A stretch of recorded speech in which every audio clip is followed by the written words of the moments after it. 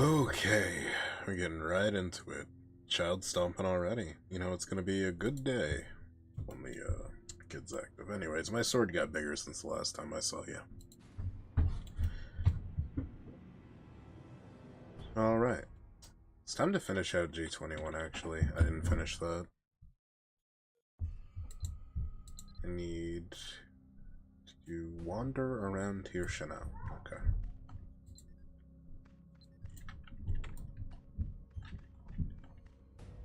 Sounds eventful upstairs right now. Hopefully things are gonna chill out.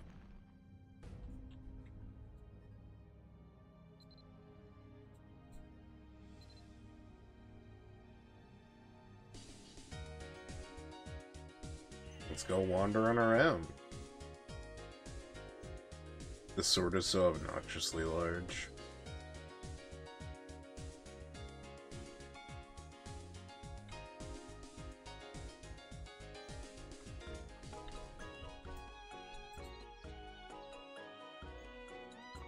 Wonder what they mean by wander around. Oh, I guess right there is where I need to go. How do I get specifically right there?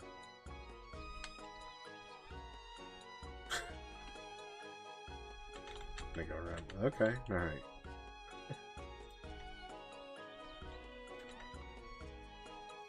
Oh, I can talk to it from here. Okay, I was about to be like, what the hell?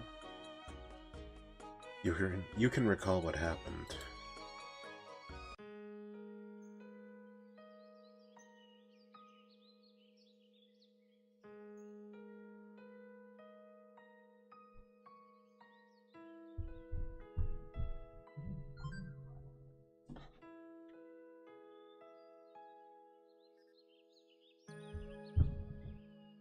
That shiny object appears to be... Holy shit. My device is going off. Hold on 1 second. There. I don't know what that was all about. Anyways. That shiny object appears to have floated from somewhere upstream. You feel as though this isn't the first time you've experienced something like this.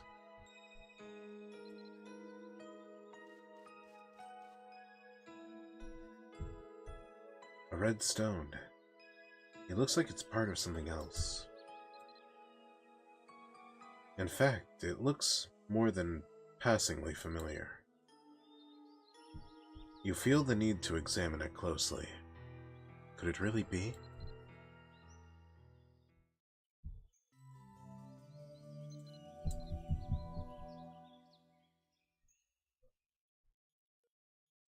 Alright.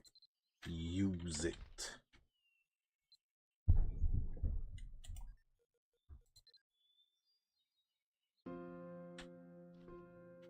Yeah. Back here for some reason. Is this right? Was I supposed to do that?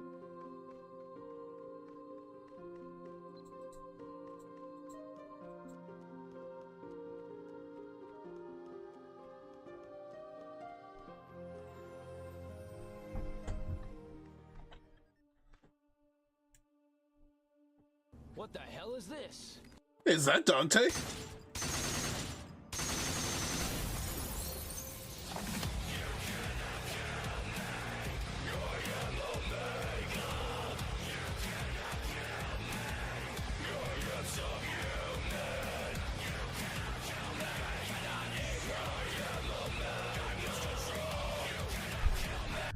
Yo, what up, Chomper?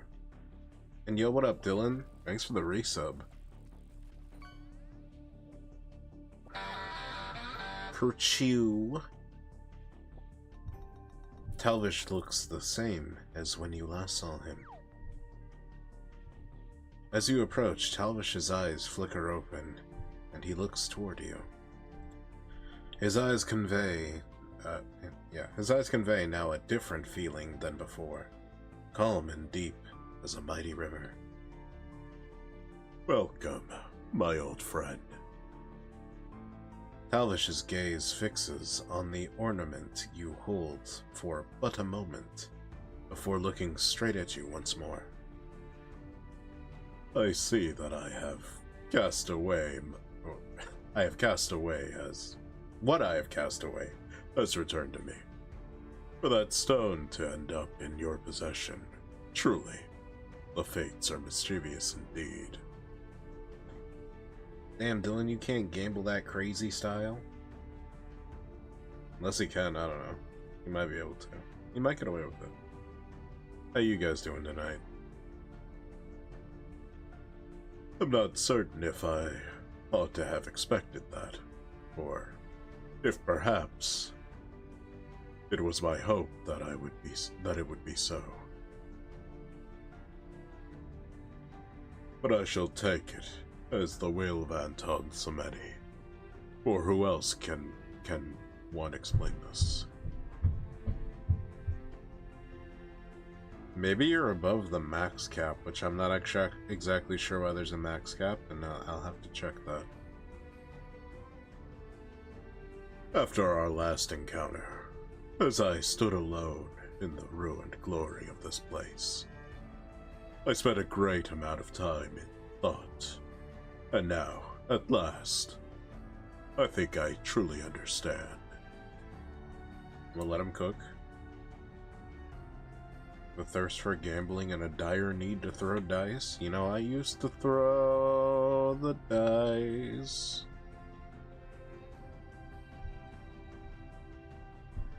You quietly wait for Talvish to continue. Yes, seeing you stand before me like this fills me with a certainty, which before I teetered only on the cusp of. Consider the grand design of Anton Samedi, my creation, the events that shaped who I am, meeting you through the rift of time. My duty was to uphold the laws of this universe, set in place by Anton Samedi himself, to guard those precepts, and in doing so, secure a true peace. Well, I feel like I gotta change like the way that font is scaled or something. Feels like it's a little harder to read today. If I had to guess.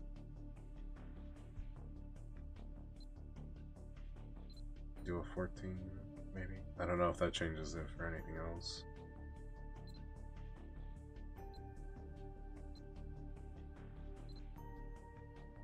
Sorry, 1 second. I know real professional streaming stuff right now.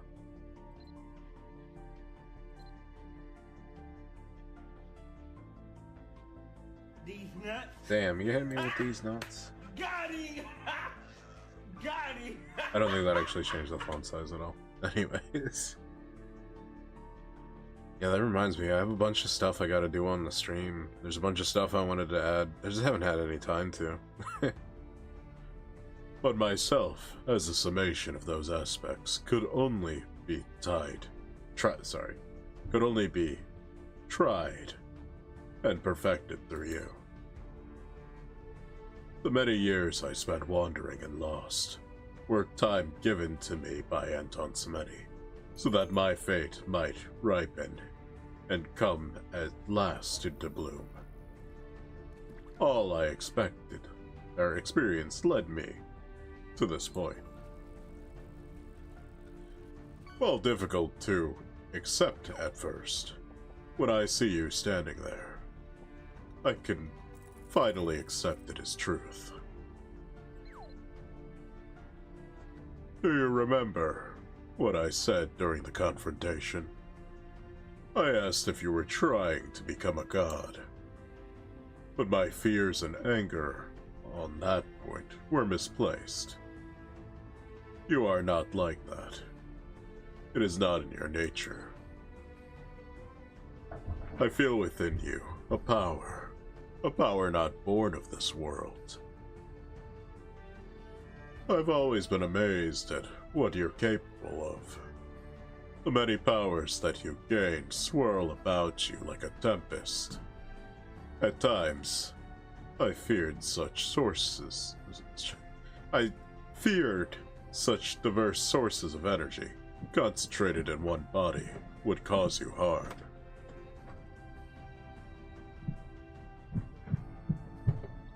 You missed a whole lot of plot, Dylan. Basically, this guy is Jesus. That's the best way, that's the best way to describe it. This guy, Anton Semeni is like the capital G Christian god, and this guy is his, like, first creation. Or, like, boldest creation. And, I fight yeah, I actually did just fight him. Like, last time I played this. Fought Jesus. It's kind of a pain, though. I couldn't do it in my own body. I had to learn a new moveset. But through some process or medium unknown, each power you have gained has become truly your own. Perhaps it is some aspect of whatever world it is you call home. A power I scarce can comprehend, from a place as distant as the stars. I want you to show me your mastery of that power. Show me that you can control the many forces in one. I may be able to shed light on a few things. So, do we just talk to him again? Oh, I have to transform.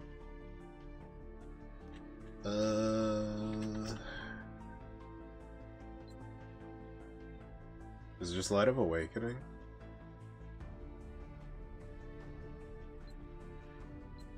Oh, it's this.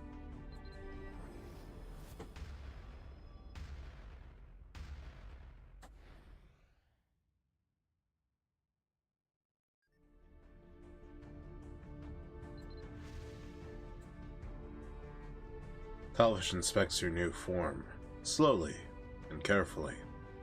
His eyes unlikely to miss even the smallest detail.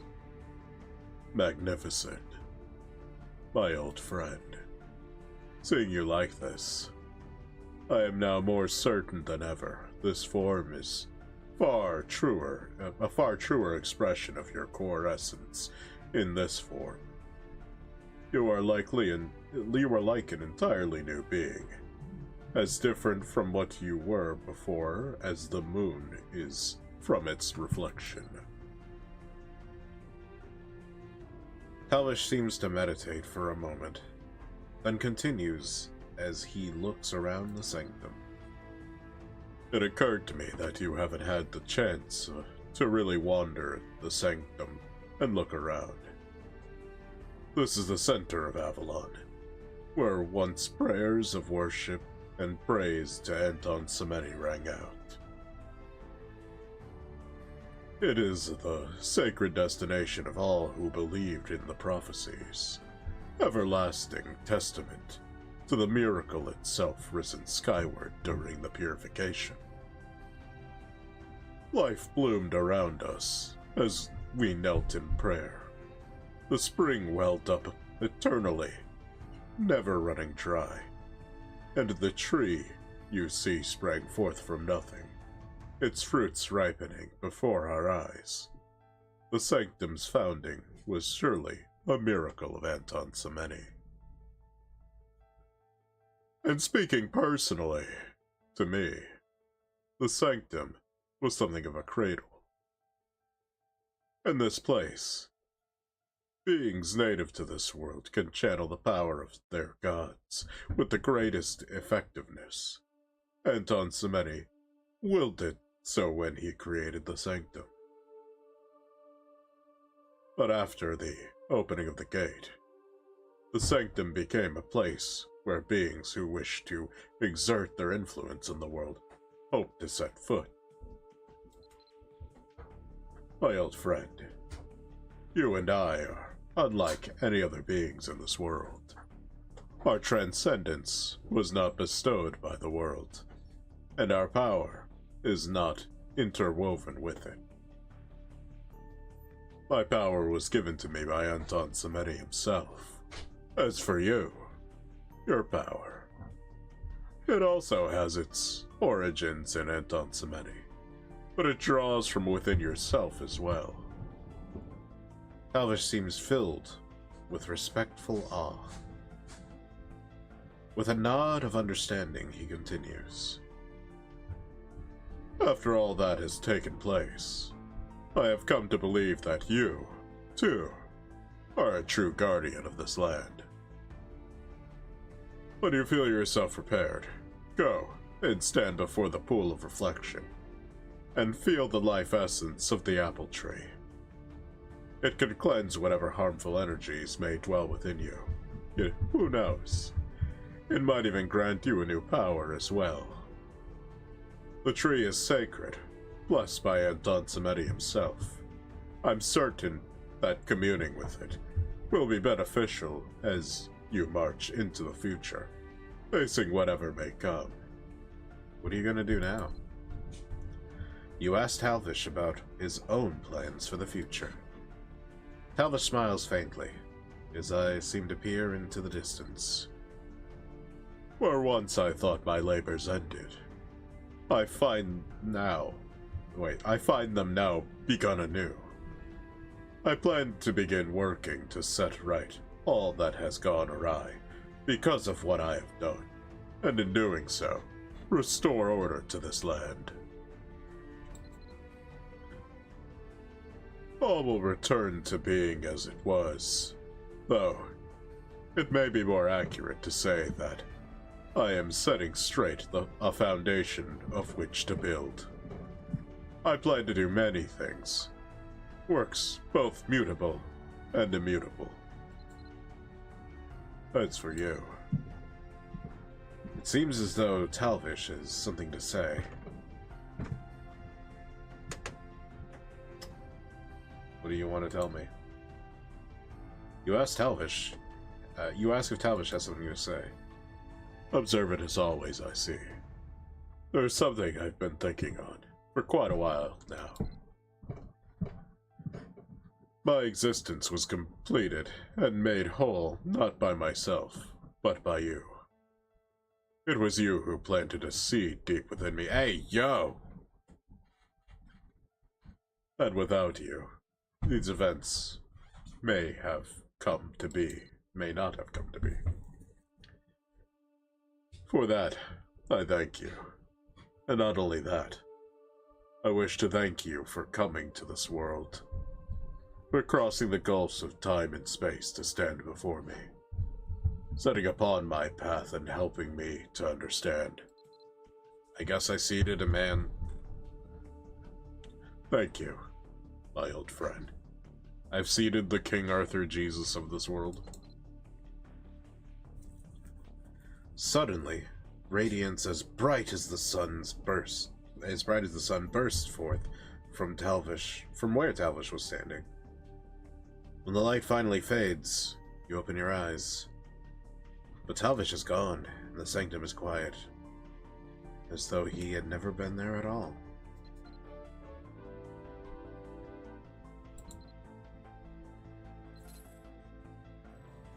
Oh, this gets stuff. Said fuck Jesus. That's not what they meant. Sorry, man, I don't know what came over me, but I know what came over him. It was me.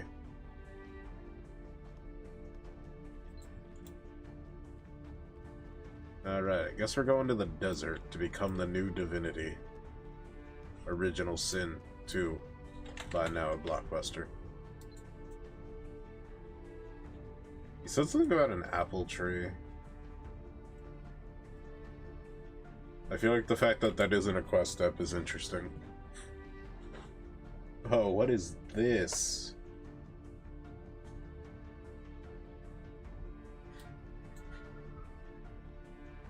Place the Eidos you'd like to activate. Activate Eidos. You can pour otherworldly essence into the Eidos. Eidos. Sorry. It's probably pronounced Eidos. To give it a new effect. The effect will be activated. Okay, this is to customize that form that nobody has ever used ever, according to somebody.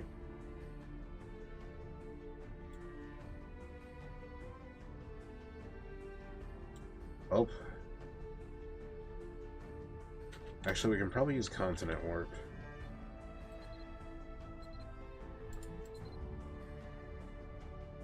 Can I move to another continent from this location? Alright, well, how do we leave this area then? Oh, okay.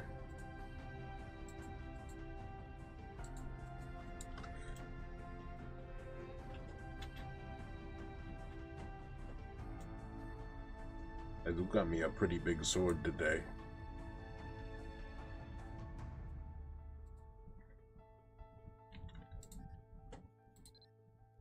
You got a fairly large sword for today.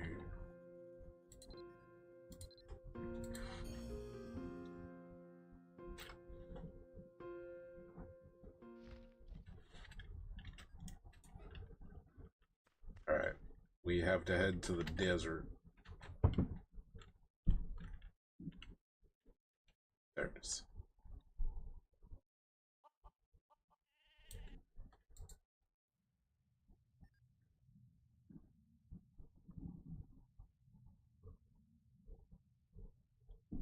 I actually don't remember where they said to go specifically. Let's check.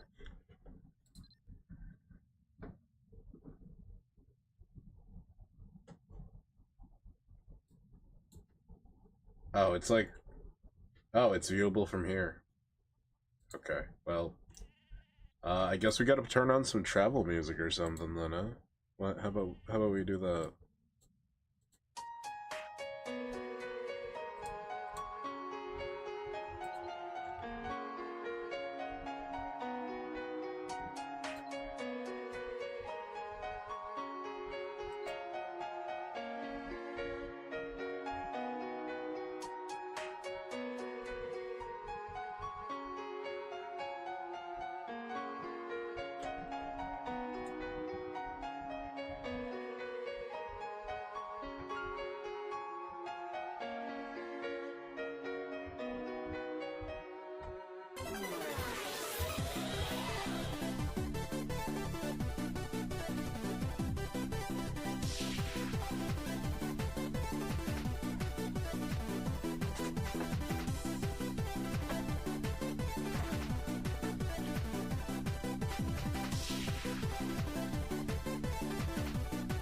What is up, my gamers? What? What is up, my gamers? Whoa, Bird's here. I mean, you're here, kind of. Bird's still in their vacation arc right now, but they're in the background. Yeah, I'm chilling.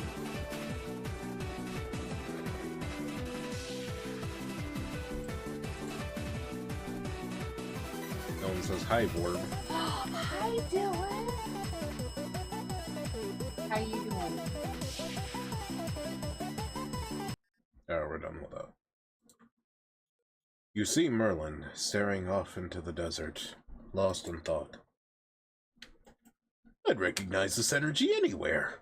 Good to see you. It hasn't really been that long, but it feels like I haven't seen you in ages. I mean, guess part of that's just on me, isn't it? I did take off in a hurry and all. I didn't leave myself much time for goodbyes, you know. Anyway, how are you feeling? Are you okay now? I know I pieced out without much in the way of explanation, so I called you because I wanted to tell you what happened to me. Let's see, where to start? You already know I'm a genius mage, right? Okay, so this all happened when I was a little kid.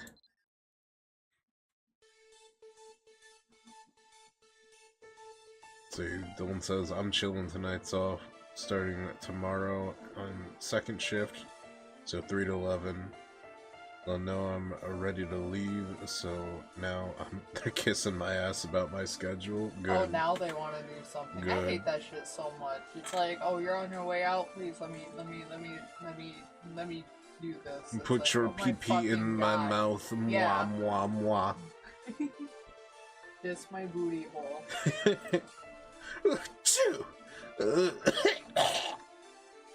mwah. How can bunnies be that powerful? Ridiculous. And I even spent so much time preparing that time magic too. I really thought that I'd be able to pull it off. Just think, real time traveling magic. It was going to be the greatest awesomest magic in the history of spells. But that stupid rabbit had to thump me and ruin everything. Ugh. Oh, my jaw. Guess I'm lucky it didn't bite. My tongue. My cheeks feel a little chewed up, though. I can already hear them lecturing me now. Wait. What is all that? Where the heck am I? Some kind of desert? Blah! I know I didn't use any warp magic. Okay. Let's think about this rationally. Oh, what the heck is that? What's the deal with these giant bunnies? They do kind of look like the bunnies I was using for my experiments, but how'd they get so big? They're just babies. Wait, I see some young ones too. But I used time magic to rewind time for them. So why are these giant bunnies and babies now? Did they breed? Or is this the future? Wait, if this is the future, would that mean that I'm already my future self? Stop hitting me, you little dumb bunnies!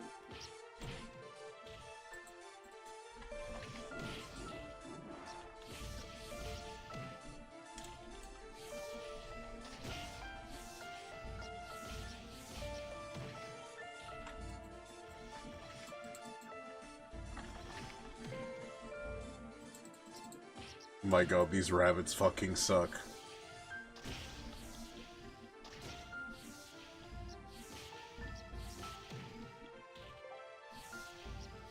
Why couldn't Merlin been stronger as a child?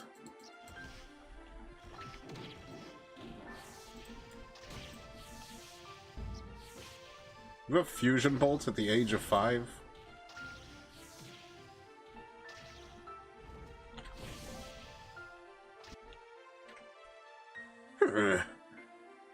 I've got no clue what's going on, but there's one thing I do know. This is the beginning of a grand adventure worthy of a true hero. Alright, let's have a look around. Ooh, perfect! There's someone over there.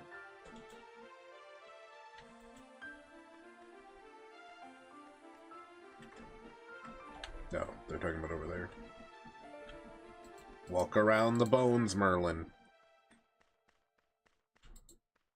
Dude, Merlin was a furry? He's got a little raccoon tail.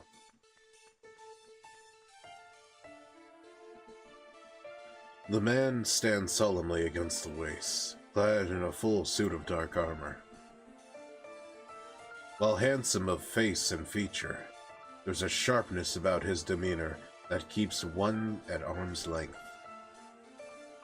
Hey there!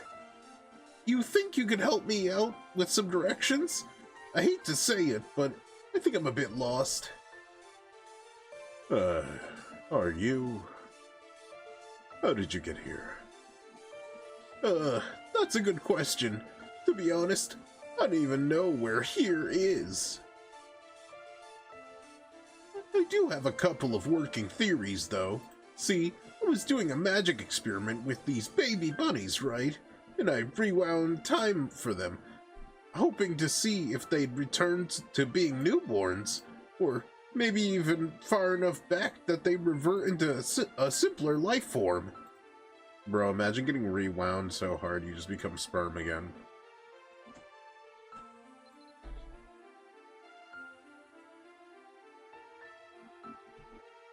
Cover's not leaving. Dropping evidence at HR supervisors. Damn, anonymously to a local news station. They'd love to hear about a power-hungry, neglectful management. They would. They would. People love that shit. They love busting bad bosses. Hell yeah, they soak that shit in like a sponge. They see corruption and are like, get 'em! There's your onion rings, by the way. Thanks. Yeah, I've already described all my job woes in the Discord. But yeah, it's crazy how fucked up things are. Like right now. Either terrible man. What are these onion rings? Well, they got wet because you took forever to eat them. That's crazy. I've never seen onion rings do that. You never seen onion rings get wet? No. Birds never made onion rings wet, guys. Moist. Don't pull like a Nova and be like, I'm gonna eat this food tomorrow. It's not as good because I ate it later.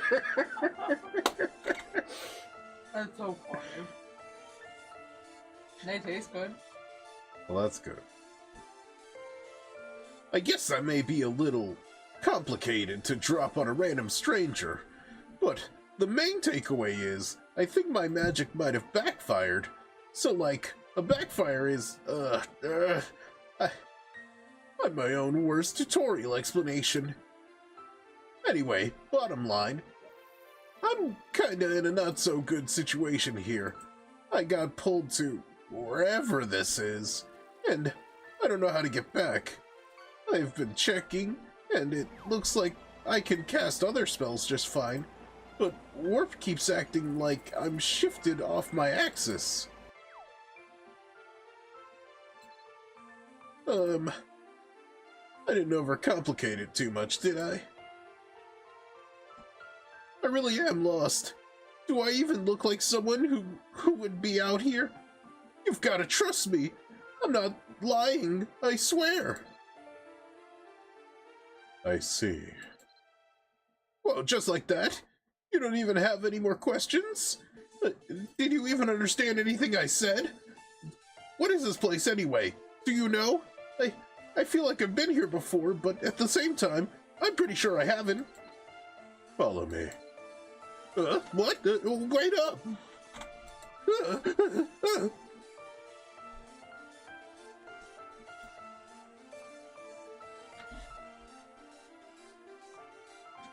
If I rewound to sperm, I'd literally just post-nut clarity. That's awful. A backfire? Like a backshot, but you messed up. Yeah, Merlin would say that.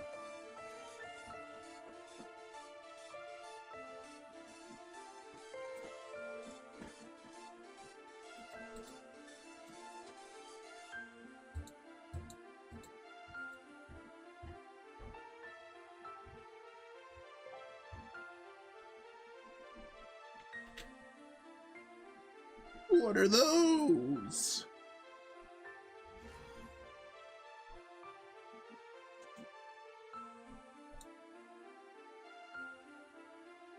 What? Whoa. What the heck is this light? This energy field? I've never heard of this method of casting. I've never seen an arcane seal like that before either.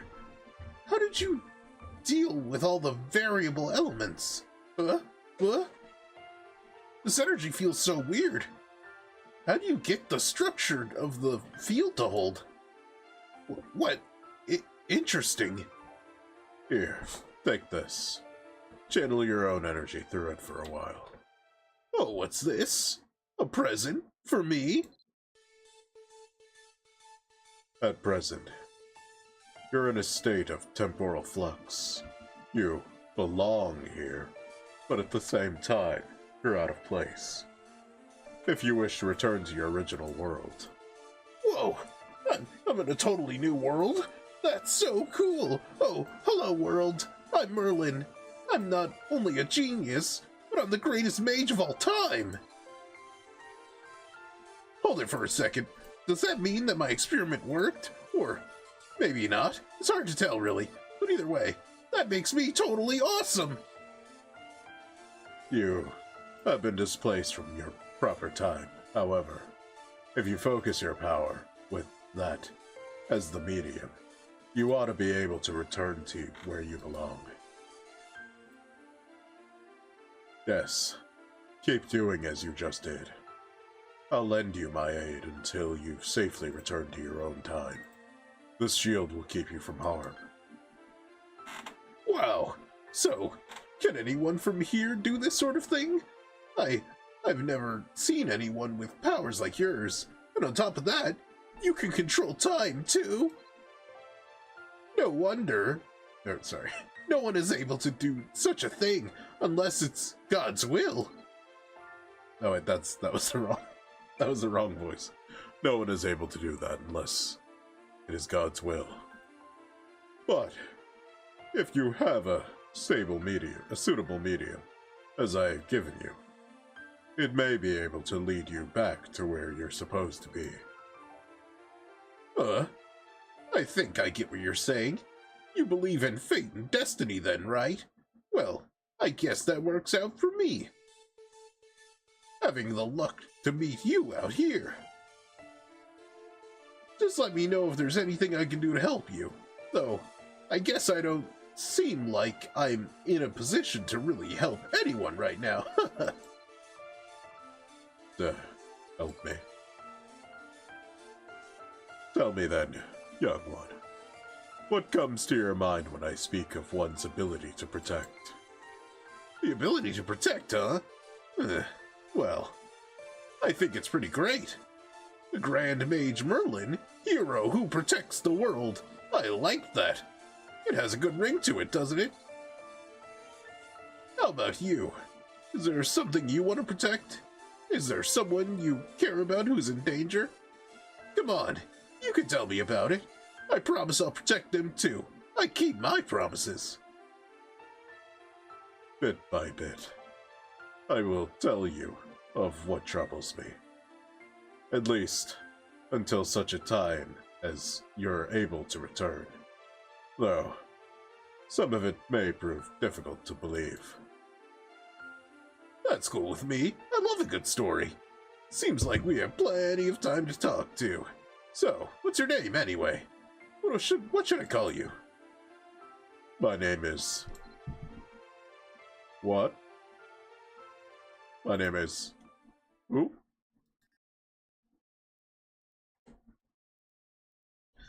So yeah, that's basically what happened. I think we're stuck in some kind of weird gap outside of the normal flow of time. We were there for what felt like an eternity. Time just didn't pass normally there. Like, we were isolated from it. But when I think back on it, even if we didn't perceive it, we might have spent more time there than a human's natural lifespan. Like, a lot more. To this day, I still can't explain what happened, or how it happened. My best guess is that we were caught in some kind of axis of time. Being there as long as I was. If I'd had spent more time seriously training with Talvish, I could have transcended the bounds of humanity. Honestly, it's thanks to him I was able to come back from that place to my original time. He stayed with me, helped me, even though I was a stranger. I thought he said stronger for a second. I was stronger than him.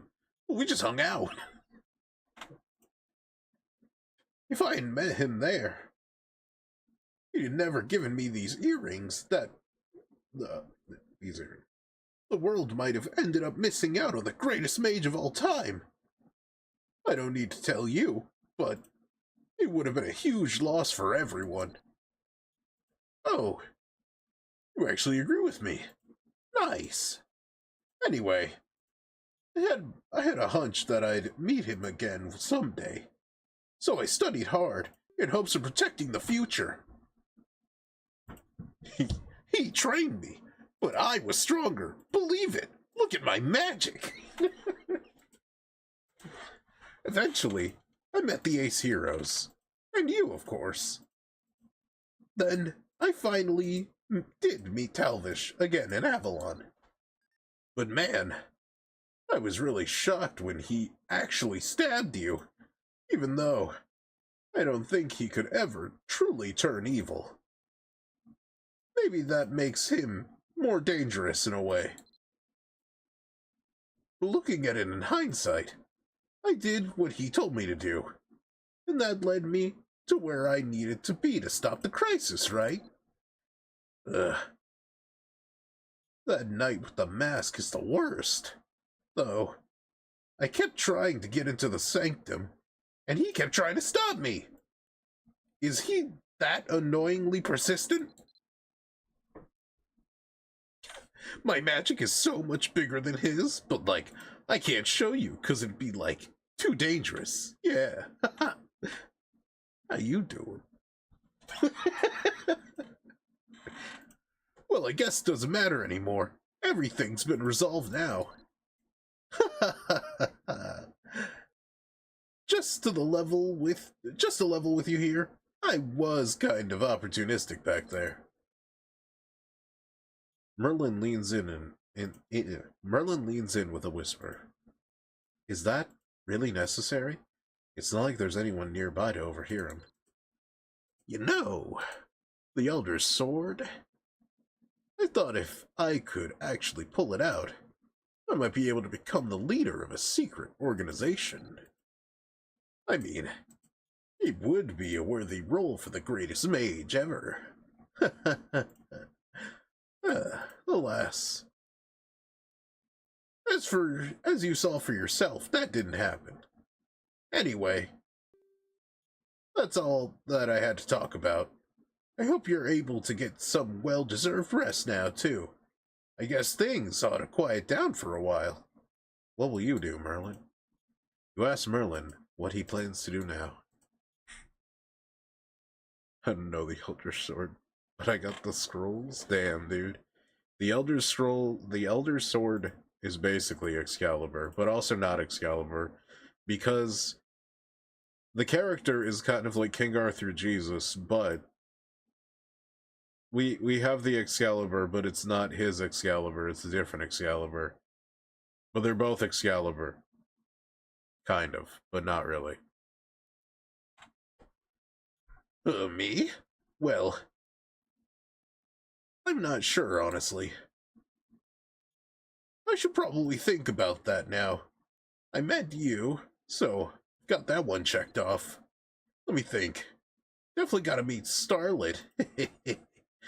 And then there's Aaron, and then that guy, and oh, I can't forget about him. After all that, I'll figure out something. A dashing, heroic man of the people like me has no shortage of things that I could do. Honestly, I'm more curious about what you're gonna do. I'm guessing not much will change, right? But I suppose that consistency is part of what people like about you. I'll come visit when I get some, I'll come visit when I get, yeah, that is what it said. When I get some of the good stuff again. Just stay somewhere I can find you, all right? Anyway, I should get going. We'll see each other again. You can count on it. Now, remember, don't stay up too late. Eat a balanced diet. Keep your promises and, carpe diem. And all that good stuff. Catch you later! Okie dokie, Merlin. You do you. You nerd.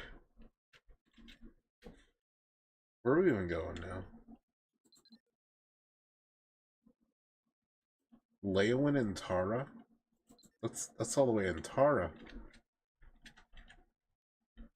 Let's see if we can count that. I don't know if we can. Oh, we can. Let's go.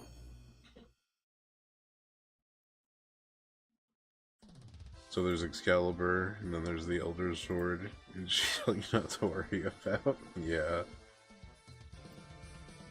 So a long time ago, they gave this the Excalibur called the Brionac. It's a big legendary sword that can only be repaired by extremely special means that we got from a lady in the lake. However, that's not the Excalibur, and they basically never talk about it again. Now we're talking about the Elder and his sword, and he's basically King Arthur Jesus. Serving the capital G God as a holy crusader to take back the motherland of Avalon. The Holy Land of Avalon, sorry.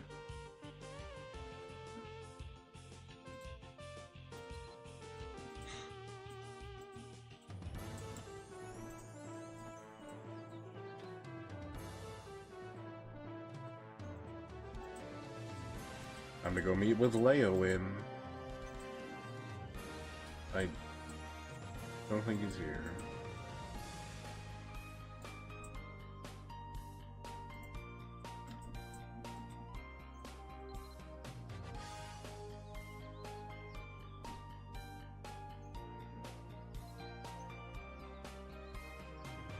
Oh, I have to go over. Oh.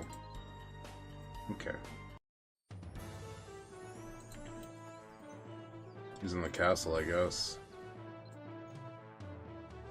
Oh, in the castle courtyard. What's up, Leowin? Leowin is talking with what appears to be students. It is a shame that we don't have much time today. I've heard much praise for your recent performance. I wish I could have seen it, but I had other business to attend to. I feel like I change Leowin's voice every time I voice him. If the two of you are still in touch, that's fabulous news. For everyone who cherishes the memory of that performance, I hope I'll have the opportunity to attend your next show. Of course. I know Mrs. Brianna would also be quite interested. I am sure there are many who would be delighted. Yeah. Were the scion of the house Sinshalas to be in the attendance. I'm not even going to try with these names. We're discussing potential times, but nothing's been finalized yet. So, if you could, As the boy turns in your direction, you feel everyone's gaze upon you and your big throbbing sword. My, I hadn't expected to run into a celebrity here. Well met. I heard so much about you. Have you come to see me? Well, we'll be heading out then. Please do come and see our performance next time.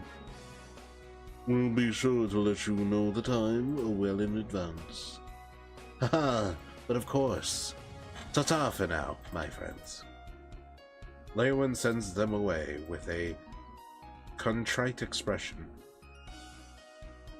When he gauges them to be out of earshot, he finally turns to you. At once, his congenial demeanor melts away, revealing an aloof Leowin far more familiar to you. What brings you all the way here, may I ask? It's been quite some time since the incident. How is your body? Leowin's eyes narrow as he glances over you. He continues in a casual, detached tone. Internally, there's no shortage of talk since then. How does it feel, though, to once again be a key figure in history's forward march? I suppose the intentions of the god are not for men to understand. It comes as no surprise, though, considering how difficult it can be to simply discern the intentions of humans. Let's ask about Leowin. You ask about Leowin, he cocks his head, inquiring back. How am I faring?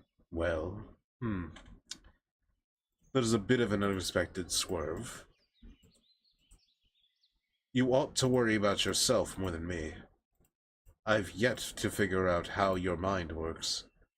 I suppose what's important is that you continue to play your part as I play mine.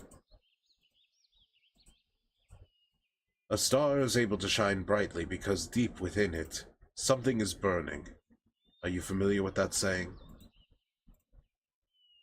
I'm not sure how much truth there is to it, but you made me think of it.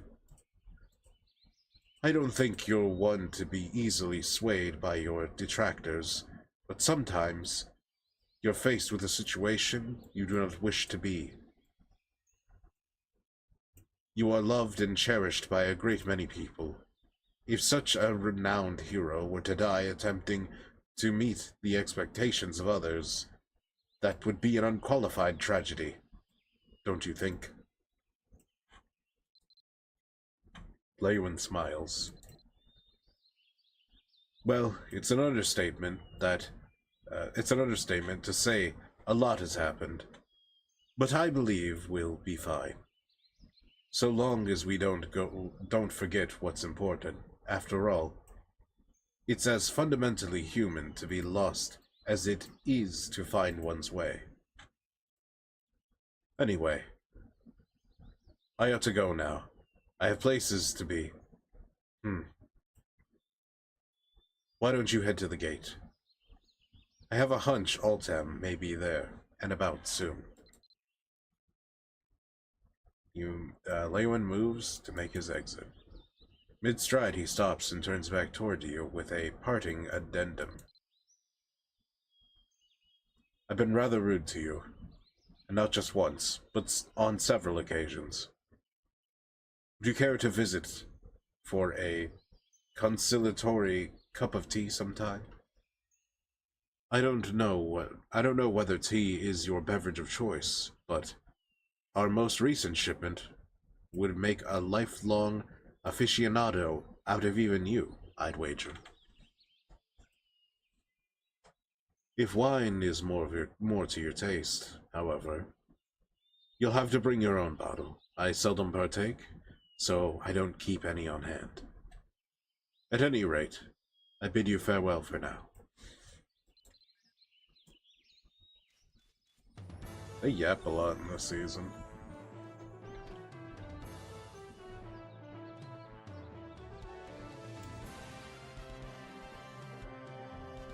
I guess I'm going this way? Wait, where am I even going again? I have to go back to the Avalon Gates. This is so whack, man.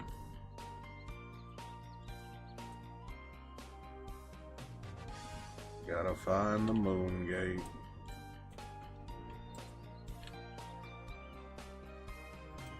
Where the funny Moon Gate at?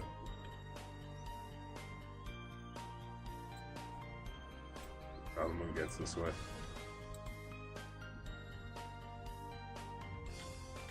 What transformations are there? Each race has its own unique transformation. On top of that, there's Demigod, which is like a power multiplier you can have over a transformation or over your base form, which is why I refer to it as Kaioken. There's the new divinity thing that I have, the Nascent. I'm not really sure what that's about. I don't see anybody really use it. That's basically it. The elf and giant transformations are more interesting than the human one, but the human one is extremely solid, without gimmicks. The giant one's just kind of monstrous, but you're gonna be chugging, like, stamina potions like they're water. And the elf one gives you the ability to shoot magic missiles. In different flavors. I hope mine's nacho cheese.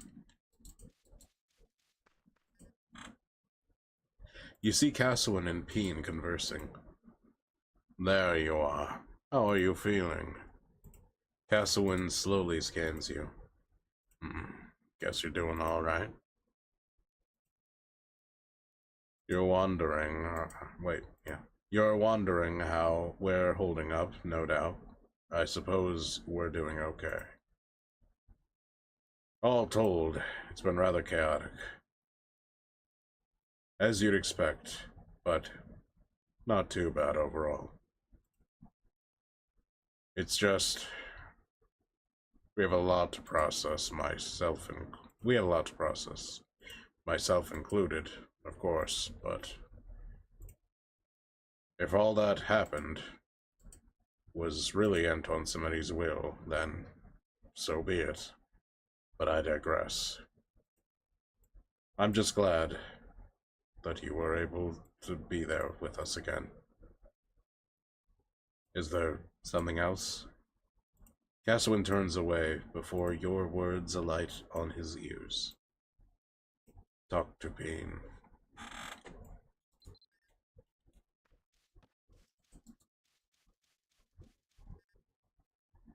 You turn your attention to Peen.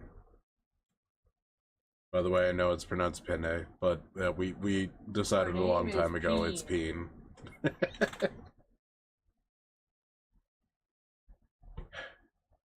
Who is barely containing her snickering. Gaswood is so shy. He must have summoned every bit of his courage to say that. I think what he really wanted to say was just a simple thank you. That's not so hard, is it? Anyway, how have you been?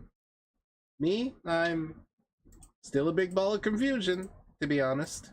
I can't shake the feeling that some of what happened could have been prevented somehow.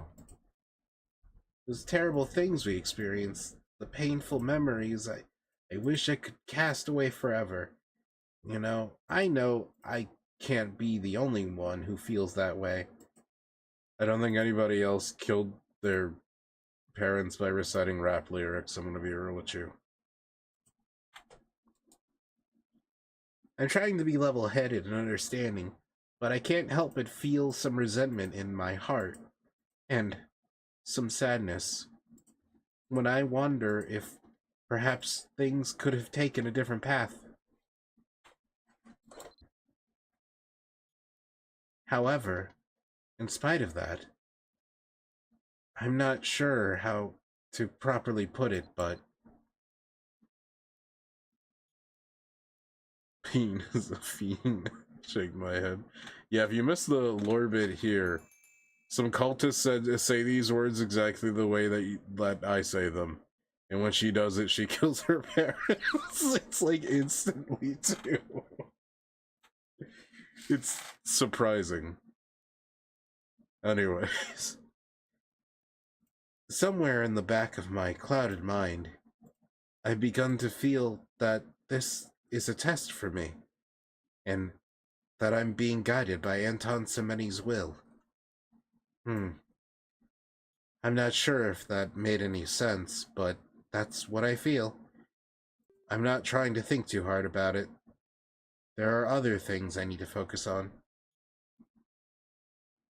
The Peen stepped on all the cracks, and Mama said, no to snacks. Bars. Peen beams with a warm smile. It's not like the confusion's gone, but still, it's still hanging over me. But I think the only time will help me find the answers. I guess I'm not really the type to say things like that. Anyway, why don't you head inside? Evelyn should be there. My massive peen. My peen is massive. Do you know how massive my peen is? It's gigantic. I don't know why I'm doing this bit. Evelyn is discussing something with Leowin. Leowin turns his gaze toward you, giving you a curt nod. Evelyn greets you cordially, then returns to massaging her temples.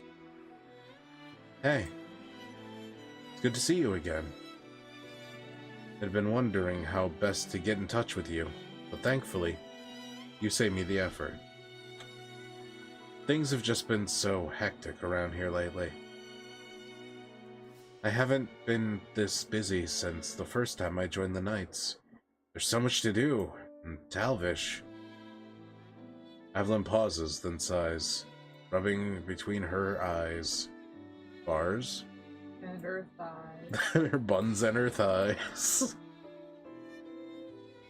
Well, Talvish isn't here to help us anymore, but we barely managed to discharge our standard duties and keep this organization running as it should. Wait, hold on one second. I'm gonna check the noise levels for the stream. Yeah, okay, yeah, they're fine. This is a good song. Sorry, 1 second. Alright, we're so in right now. I haven't had time to do anything else. Everything seems to have snowballed so quickly. When I look at all that's happened, I wonder if this was truly the will of Anton Semeny. I admit, I have my doubts. However, she makes a noise on my level while he streams. It's true. It at least puts me at ease to know that everyone is safe. If you hadn't been there with us, I don't even want to think what could have been, what could have happened. Now Altam's being considered to succeed Talvish as commander. Can you believe that? He's still practically bedridden. That's right, when Altam ripped the sword out of us that was holding us down, he got fried by divine energy or something. But because he could pull the sword out at all, was like, oh shit, that's our new king. Well, actually, just forget I said that. At least for now. The matter is still very much in active discussion, and nothing has been finalized. Everyone seems to have a different estimation of the importance of the Elder's Sword, but even I can't deny its significance. Evelyn's brow furrows as she shakes her head, trying in vain to clear her confusion. Makes me tired just thinking about it anymore. Are you feeling better? I hope your recovery has been a smooth one. Yeah. You try to ease Evelyn's concerns, replying that you're fine. I'm glad to hear it. I thought I heard your voice for a moment. Altam, you're awake. Is that you? You should go see him while he's still awake. Altam is looking for you. You should go talk to him. Wakey wakey, Mr. Alex. Still mostly bedridden, Altam's barely open eyes seem to stare unmovingly at the ceiling. His gaze wanders, slowly searching, until they land on you. At an instant, Altam's face flushes with both vitality and relief, his green eyes fluttering open with, well, like a spring bud. But it said with like a loud spring, like his eyes audibly went doing. It really is you. Are you okay? What happened to your wounds? Did you manage to recover? Yeah. Altam smiles.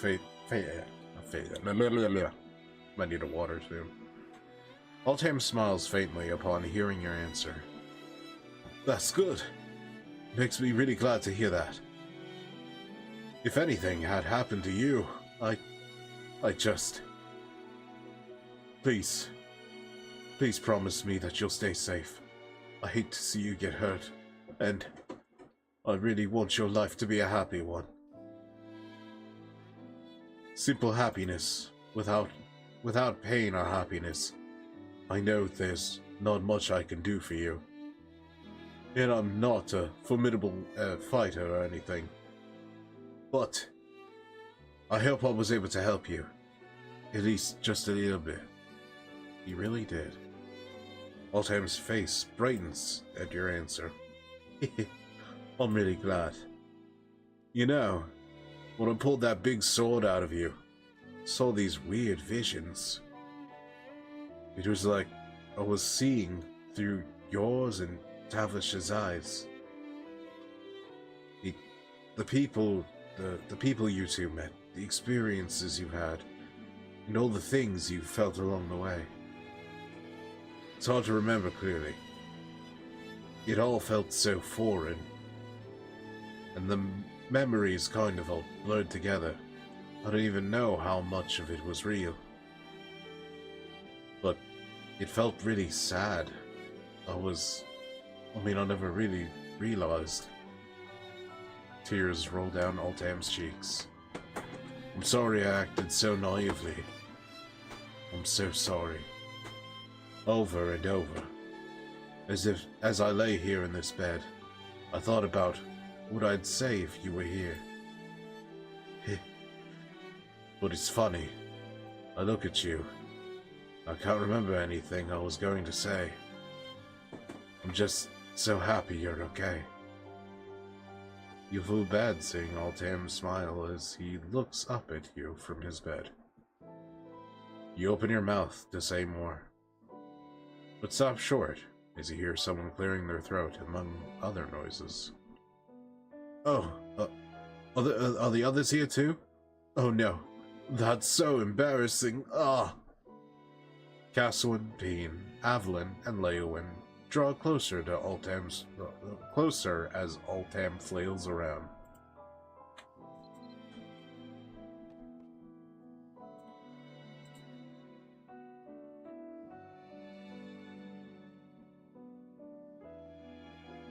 Altam, the physician said that you're past any critical danger, but still, try not to get so worked up. I concur. While I understand your enthusiasm, you really shouldn't talk so much right now. You can talk to them another time. I know.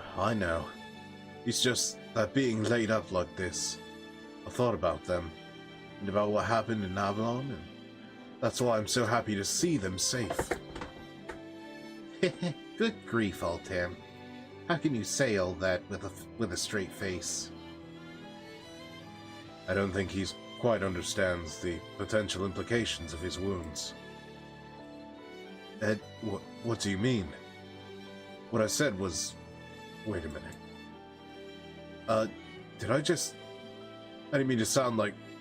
You're making my head hurt. Altam, just calm down. Remember, you're still a patient. Avalyn has a point, you know. There's nothing wrong with being joyful, but emotional extremes don't exactly promote quick recovery and patience. You're right, I know. I'm glad to see you all here, too. So, Talvish, did he... Yeah, there's still more threats remaining, but the influence of the otherworldly god has faded everywhere. No one has observed him leaving the sanctuary either. You see Leowyn cast a long side glance at you. Or a sidelong glance, sorry. In that moment, you feel compelled to speak of what happened. Actually, I met with Talvish. You told everyone about your most recent meeting with Talvish. As you tell the lengthy story, leaving no detail unmentioned, the knights hang on every word, each reacting in their own way.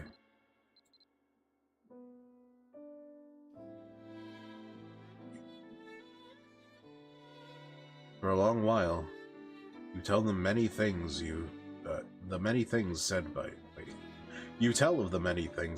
you and by Talvish, unaware of the passage of time. I probably ought to be going now. Agreed. The hour is late. Right. And perhaps, and besides, Altam needs his rest. Oh, everyone. I just wanted to... What is it, Altam? Come, tell us. Well, there's something I was hoping for. It's, The awkward pauses are making me feel... aren't making me feel any better about this. Altam hesitates, but squeezes his eyes shut and shouts in a loud voice. Oh boy. Grant us the trust. What? Altam opens his eyes quickly and looks around, then shuts them again. I get what he's going. I get where he's going. Ahem. To help us through the tough times. Honestly, grant us the willpower to avoid the wrong path.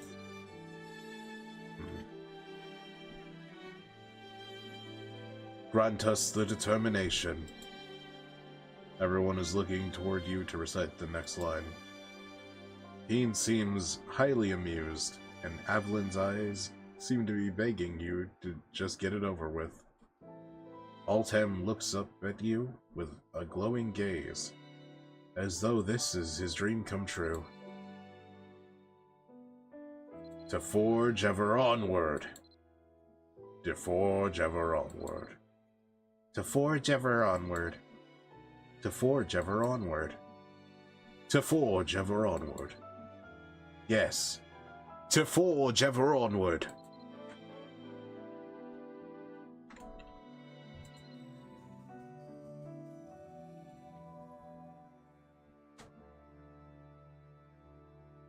Woo! That was only like the first hour of the stream. It was like a wall of text.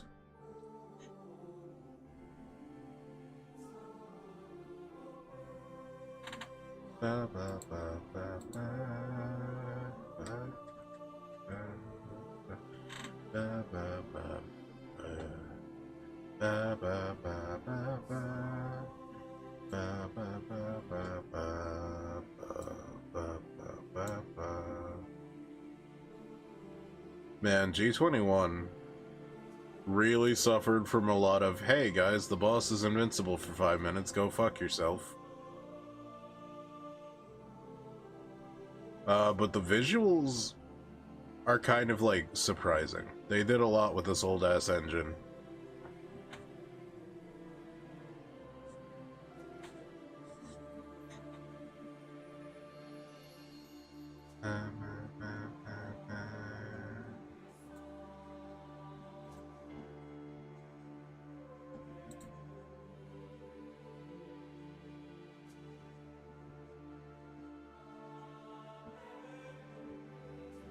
I like this like choir version of the song or whatever.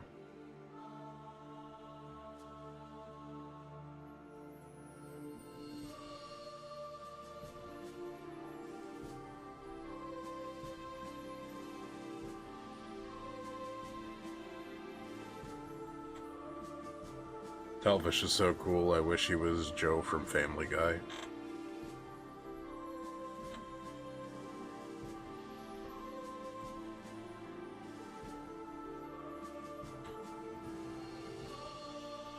Seemed like a lot more people worked on this one than like any of the other ones, which is surprising.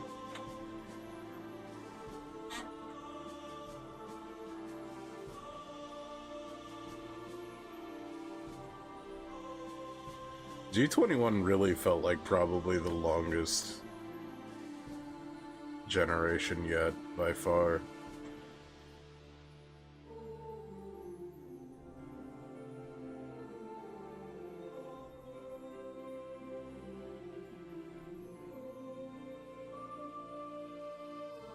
At least I'm finally in the era where I can get techniques, because this is what I've been missing.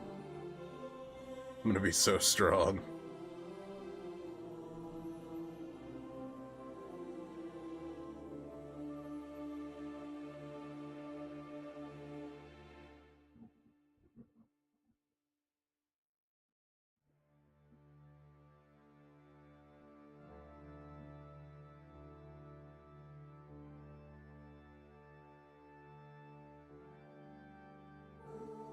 I do think that's weird that they stole from Naruto there, where the pink-haired chick just cuts her hair in the middle of a fight.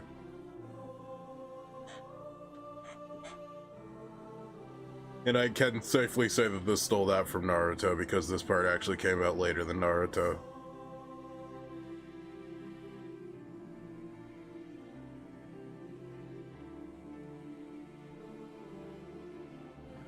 gonna be the strongest bone man yet.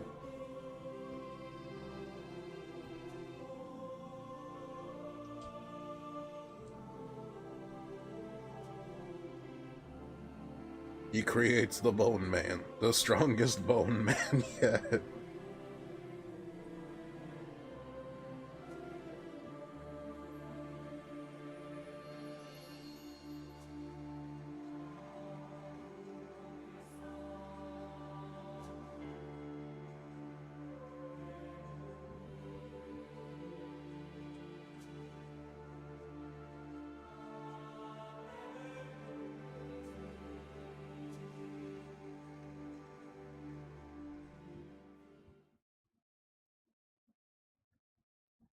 That was cool. I like that version of that song. A new divinity who faced a godlike being and marshaled all the powers in harmony in order to rise to the challenge. Okay, I don't know if I'd ever use that. That was a big maybe. G21 cleared.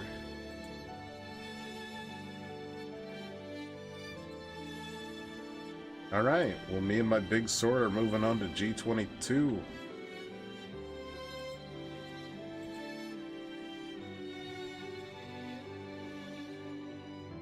It's finally time for G22.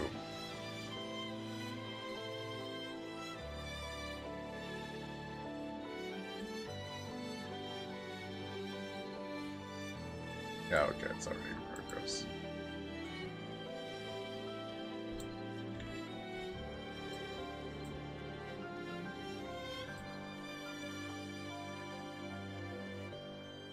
Okay, we gotta go all the way back to Dunbarton for this one.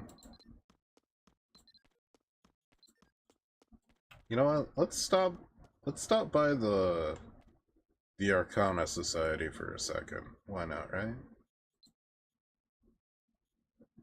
Actually, that's also a rebirth too. Can't rebirth in this location. Alright, well let's leave this location, and then let's rebirth. And then let's check out the link quest. I don't remember how to get there. Because I gotta do these links or else I'm not making the most out of my new power. The power that I have maxed out, actually, is a level 50 Arcana Knight. Or Elemental Knight. Those shouldn't release Oblivion and threaten to crush his balls in a fridge if they did. That guy's gotta crush his balls. Get to it, buddy. Let's see him. Let's get to crushing.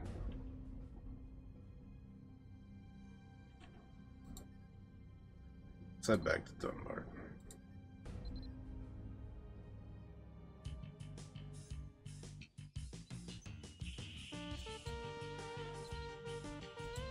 We gotta hit a quota, buddy. Gotta crush those balls.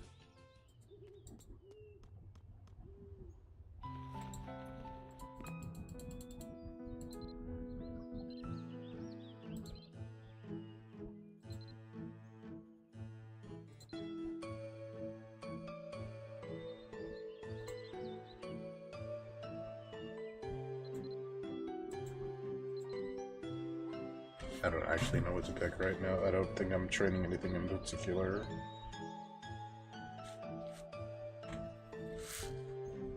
I think I've gun maxed out, yeah. So there's no need for that. I think I've lance maxed out, but I'm not sure. Couldn't hurt to actually max out lance considering that what is it called? Blast lance is coming out or whatever.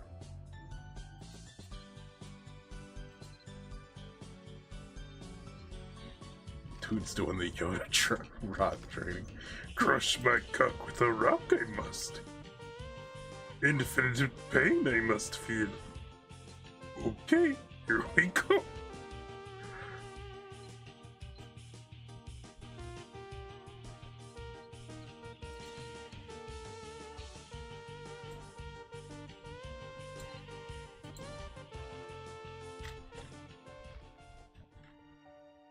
Alright, back in the Arcana mines, baby.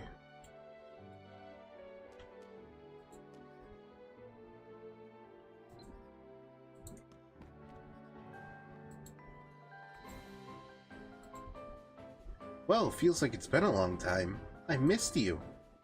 La la la. I know today's gonna be a great day. Later, Lowry and I are going to the Royal Library. I actually don't remember. Okay, maybe I talked to Lowry. It's been a while since I've been here.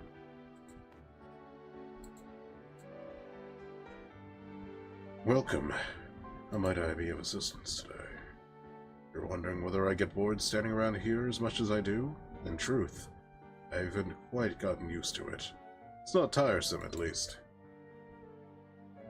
I pace myself. I take plenty of breaks when you're not around, so no need to you needn't worry about me.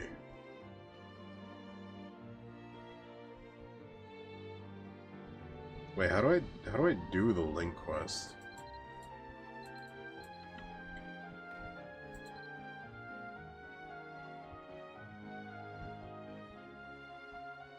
Request from Lowry. Okay, so I guess I just talked to him about something.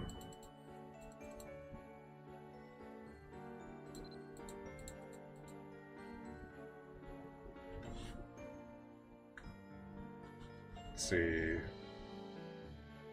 So about our kernel links.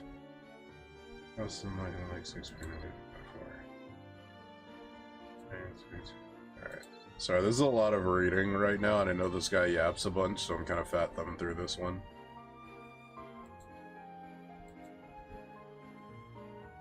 You need to avail yourself the enkindling lecture located here in this very room. Okay.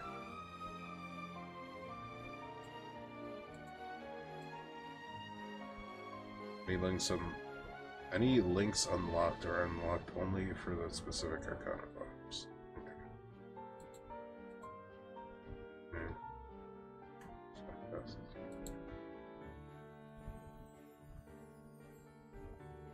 Well, that did not give to me. Let me look this up real quick. I feel like I'm missing a dialogue option.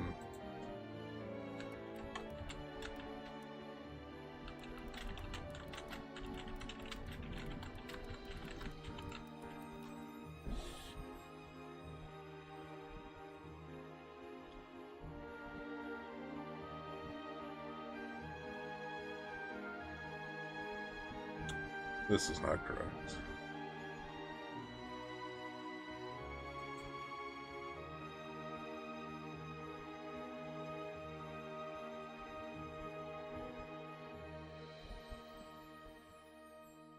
Raise your Arcana level first.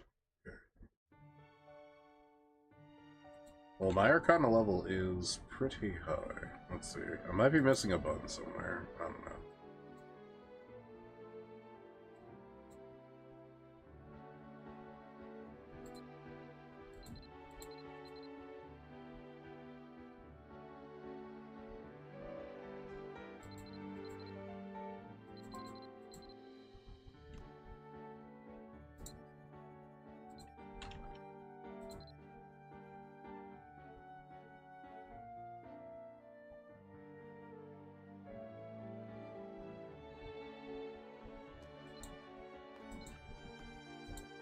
It says receive a quest from Lowry.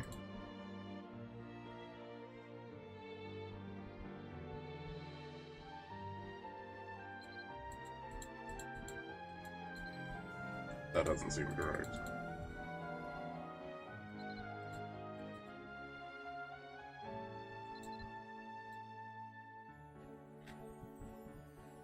Oh, okay, that's how you do it.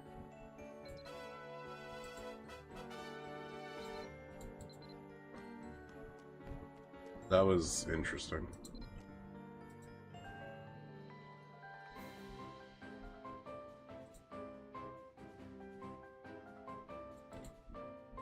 Leg.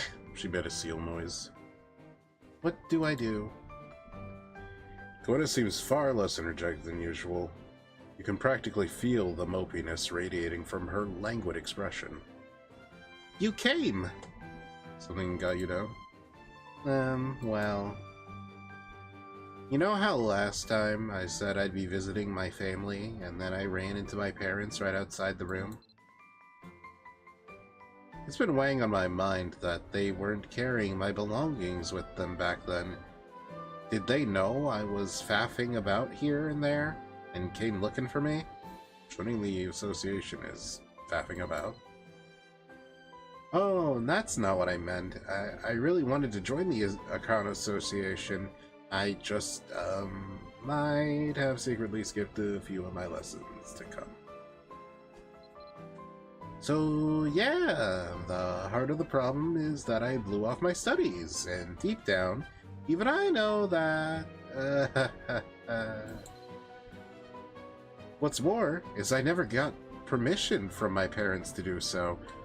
So, they've always showered me with love, so I don't think they'd ever do this, but what if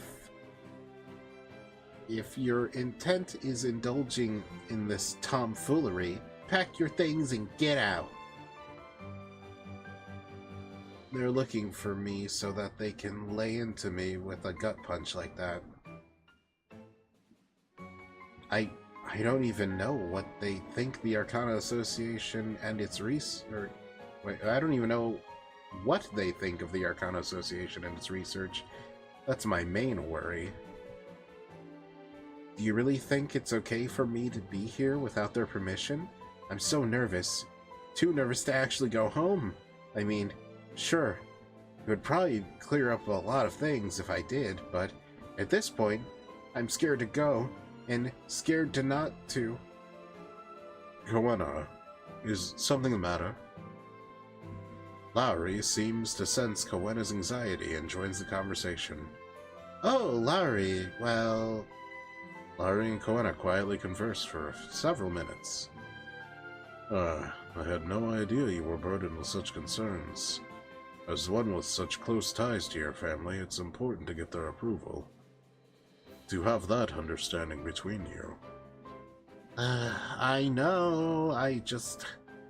not sure how to bring it up. Although the Arcana Association was founded under the direction of Her Majesty the Queen, we've not done much in the ways of promoting the association to the greater public. It's true. I forgot about this quest for a long time, and then I realized I need more power. It may sound like a strange tangent to focus on all of a sudden, but it occurred to me that you might have fewer concerns about the legitimacy of your involvement if the association were more famous. Beyond the obvious complications arising from spending your days here, you might have been considering how to persuade them that ours is a reputable institution. Maybe that's the case, but that responsibility shouldn't fall on just you, Lowry.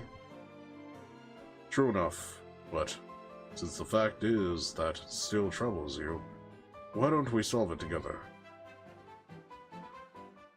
Let us turn our mind to how we might solve the Arcana Association.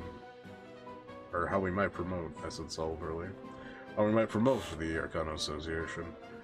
Our accreditation paperwork was just recently signed and stamped, granting us the status of an official organization, and we're glad you've decided to join us in this important work, Koena. Now is the time to get the word out to those in Tara and beyond, Koena. Can you think of any good ways to promote the association and our work? How about we make a promotional pamphlet? And, if we find something with a clear and easy-to-read introduction to the organization, I'd totally show it to my parents when we talk about this. Actually, let's just do a one-page flyer instead of a whole pamphlet. If we can get some big sheets of paper, we can post them up where the people will see. Oh, That's a good idea. Let's go do that. Then, Koena, I nominate you to make our flyer, since you're in the best position to know what it needs to convey. Me?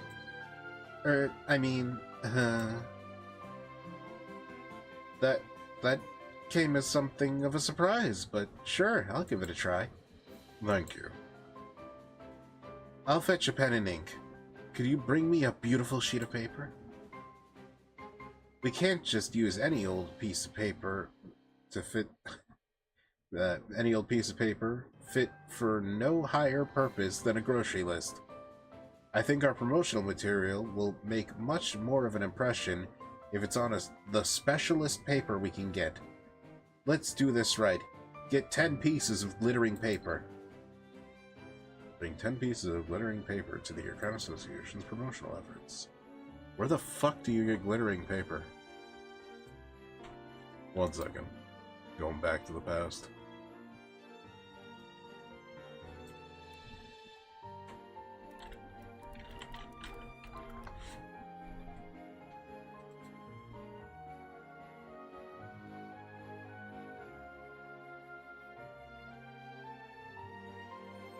It's this button.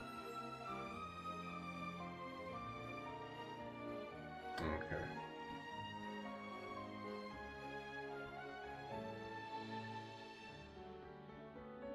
Seems like this quest isn't too long. I just need to find out where to get glittering paper.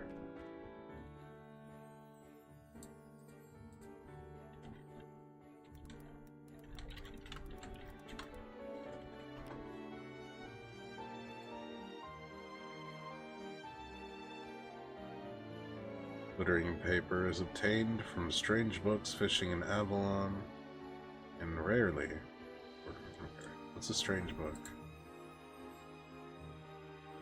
Book discovered in the... Okay.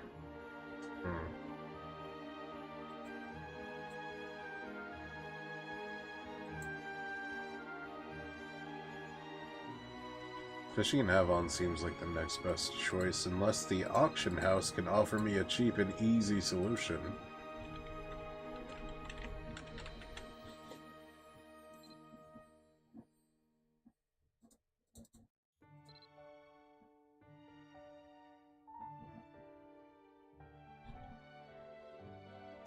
Cheap enough, I guess.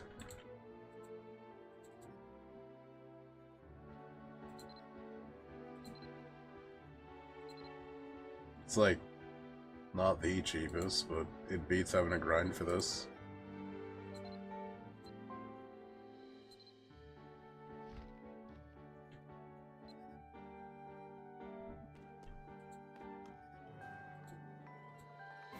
You hand over the 10 pieces of glittering paper. Thank you. I love how it said you worked hard for it. I just didn't read that part out loud because I didn't do it. I'm not working for shit, man. Thank you.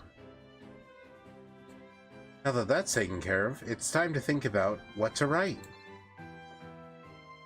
We can probably ask Lowry to write up a spiffy introduction with a cordial decree, but what can we mention besides the association's activities that would persuade my parents to let me stay? What if we write about all the association's strengths? That should give us no shortage of great things to mention. So, what things do you think would make for an appealing advertisement? I'm gonna take a moment to think. Do you have any fresh ideas?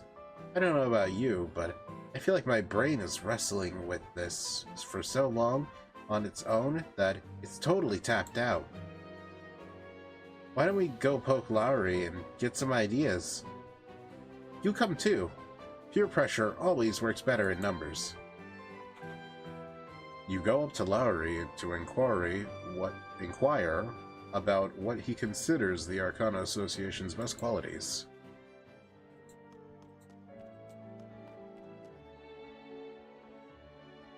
Where's it? Koena. And you? What are things going on the promotional material? Actually, that's what we came to see you about. We wanted to ask you what you consider to be the chief strengths of the Arcana Association. Chief strengths of the Arcana Association. Lowry pauses briefly to think, as though having to ponder the answers for himself. The one that's been on my mind ever since the beginning is that this is a place where new possibilities are created. On the more personal side of things, it provides me a place to stay, and a platform from which to attempt many things, and which are both great, however, in the broader scope, discovering new ways people can grow to ensure a safer future through Arcana. That is the true highlight. Just the possibilities open to us with our present situation allow one to imagine all manner of changes. Perhaps it might even have the power to change the sorts of things everyone simply accepts as the way things are. You feel like you can see a spark of determination glinting in Lowry's eyes. Perhaps it was just a reflection of the Arcana flame, but who can say? Anyway, put simply, I think our core strength is that we're here to give the people hope. Aha, I see. Thank you, Lowry. Now then... Last but certainly not least, what are your thoughts? I'm curious what you consider the chief strengths of the Arcana Association. The fact that they let me join is kind of crazy, to be honest. But I mean, that... yes and no? Cultivate strength. Though it seems obvious enough to go without saying, the biggest strength of the Arcana Association is the work of the organization is doing to help develop the spread and use of the Arcana. You told Coena that you appreciate how the Arcana was helping you to further your growth. Oh, that's a good answer. Was first drawn to the promise of being able to practice my swordplay more, and sure enough, I've already grown by leaps and bounds since I joined. Now, I've jotted down what they've thought. I'm gonna get to work on making that pamphlet. Good luck, Coena. Coena makes her way to a quiet corner, where she sits down and begins scribbling away. This is taking longer than I expected. That's okay, right? Coena is absorbed in drawing something, totally focused on that sheet of paper before her. How long has she been at it? And it's done! Coena comes running, paper in hand, but pauses first, taking one last look at it. Oh, it's finally ready to go? Yes, but honestly, I don't have much talent for drawing. I tried to sketch what an Arcana looked like. Does this look like anything? It should be fine. Even I can't draw them all that well freehand. Do you recall the Arcana sketch I showed you during the first audience with the Queen? Nod affirmatively. You recall that even Lowry's artistic skills left something to be desired. Nodding, so Coena feels less self-conscious about her own skill level. Oh, then take a look and let me know what you think. That's a penis. That's a penis. That's a penis and a vaginus. There's the penis, the vaginus, in between us. Anyways. Lowry looks down at the pamphlet, his eyebrow twitching ever so slightly. Your curiosity gets the better of you as you sneak a peek. On the paper is a drawing you can't bring yourself to call good, even to be polite. I did warn you I'm not very good at drawing. That'll do. Thank you, but even looking at it now, I'm not sure that even I can really take this home and show it to my parents as a proper piece of promotional material. Still, I don't think I can avoid going home any longer. When I start to think about it, I feel so tense. What'll happen if I get kicked out? But even if that's what awaits me, I'm prepared to go. I finished this pamphlet just like I said I would. I just can't help but feel nervous about it. What should I do? Kawena is even more anxious than he realized. You want me to go with you? You'd do that for me? You'd walk all the way to my house? If you were there, I might be able to have a little more confidence in my chances. When you're nervous, having someone to lean on to support you can make a world of difference. Yes, I can. I think that would prove helpful as well. Would you go with them? Yeah, sure. Thank you. Let's get going. Even though you agreed to go with her all the way to her family's home, Kawena still seems nervous. Keep trying to lift her spirits. Well, I'm off to this bitch's house for ultimate power.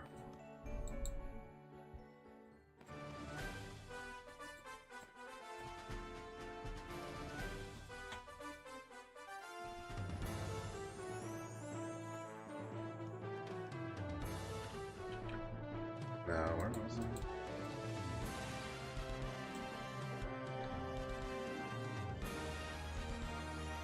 Not quite what I was looking for either.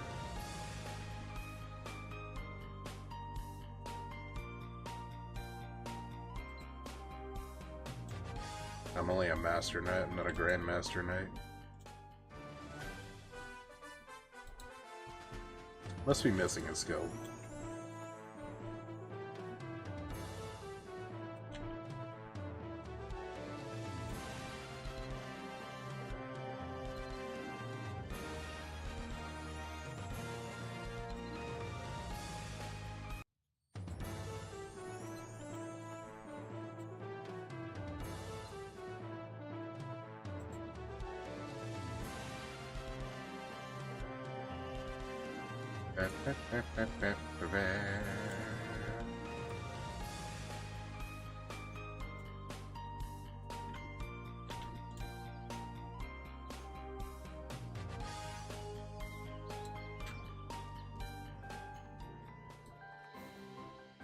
Still feeling restless, Kawena continues to fidget, but straightens up. Oh, my house is just beyond here. Even with all that you've done, now that I'm standing here, I'm still really nervous. Thank you for supporting me this far and coming with me. I'm going to give it my best. Alright, I wish you luck. Kawena is trembling, and you want to ease her worry as much as you can. You tell her that you'll do her a little favor. I've let myself get too worked up. Calm down, nice and easy. Deep breaths. Breathe in, breathe out, breathe in, breathe out. Just thinking about how much you've done for me already, I feel a little peace of mind knowing that I've got someone looking out for me. But make no mistake, I'm still totally worried. I never knew my palms could sweat like this. I think the pamphlet is kind of damp now. Even as someone who plays with fire, I don't think I've ever sweat like this. How is it that I can keep a cool head in a fight, but I lose my composure now? My parents always taught me that if my heart is ever swayed by fear or anger, like a flame whipped around in the wind, I could close my eyes and take a deep breath, long breaths, knowing how much they loved me. I feel like I should be able to handle their reaction, whatever it may be. I'll be back after I've talked with them. Thank you so much for your support. Your support will be there with me, like a gentle push from behind. Kawena's hand tightens around the pamphlet in what you presume must be a sweat-soaked death grip by now. She sprints at full speed toward her home. For better or worse, the die has now been cast. But is there something more that you can do to wish her an extra bit of luck? By fate or providence, you realize that you're not far from the Pontiff's court. You decide a modest donation to the Pontiff's court's offering box, praying for Kawena's discussion with her parents to go well. Time to make a donation. Sorry, my nose is a little stuffy all of a sudden.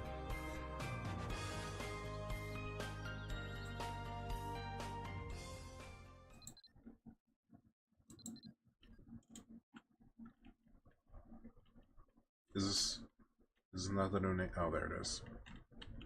The dono box. Yeah, sure, let's donate that amount.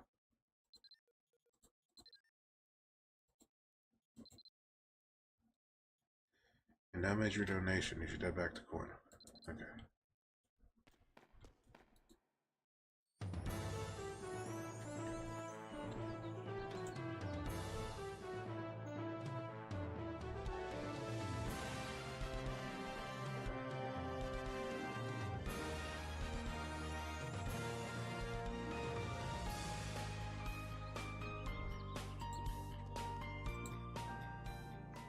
Before you stands the girl. Oh wait, you don't need that part.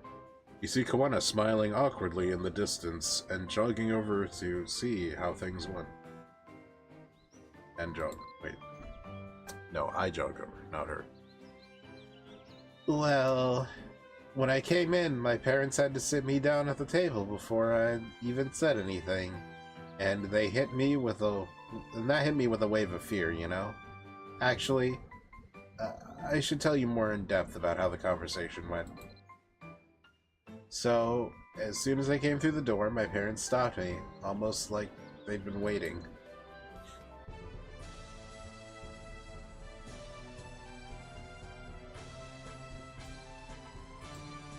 So, Kawena, we haven't seen you in a while. I know, I just kind of left without saying anything, and I'm sorry for not coming back and telling you what's going on. I hope I didn't worry you too much. Now what do I do? They must be really upset. I've never seen my parents go all silent and stiffen up like they are right now. For some reason, it's hard to talk. Darling, we called Kawena because we had something to tell her, did we not? If we keep quiet and simply glare at her, she's going to run away again. I suppose you're right. Kawena, we called you here because there's something we wish to say, or rather, something we wish to ask. Mom, Dad, Oh? I have something I want to say too. Actually, why don't you go first? Alright, Kawena. If there's something weighing on your heart, just say it. No, it's okay. You go first. I'll go after Dad is done. I told him to go first because he's got that pained look on his face, but what do I do? I think he's really going to scold me. Very well. We'll say our part first. Kawena, while you were away from home... Oh no. I had my reasons for being away all that time. Good reasons even. But now that he's starting in, am I going to get taken to task without a chance to even explain myself? I can't get scolded without saying why I did it. I don't care what happens after that. Mom, Dad, I'm sorry. I found the Arcana Association and... Right, the Arcana Association. It seems like you've been active there of late.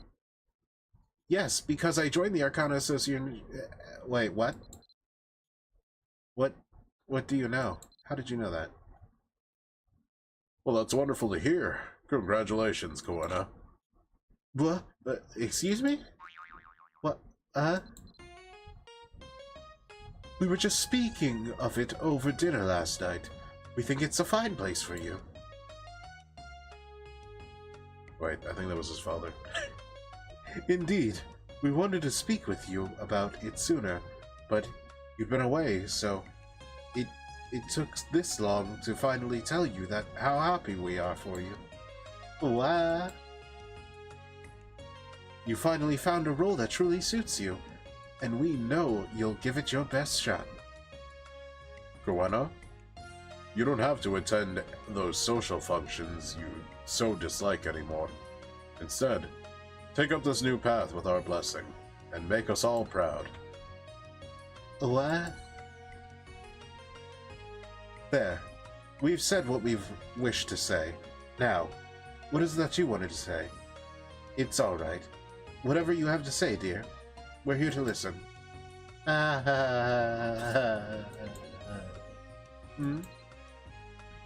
Darling, some strange fit seems to have come over Koana.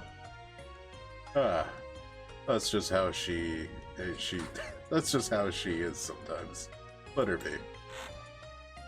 But how did you find out about the Arcana Association?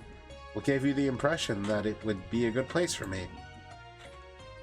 Well, it's hard to miss the news of the new association being founded directly by the Queen herself. And once news began to circulate of what the Arcana Association would be researching, why, it seemed to be exactly the sort of thing that sparks your interest. Indeed. And as a woman of your, as a woman who has come of age, Koana, you surely have many concerns about the path of your future should take. There is no quick or easy answer for those questions. But don't you think it would be more fruitful to spend your time at the association rather than sitting at home or wringing your hands?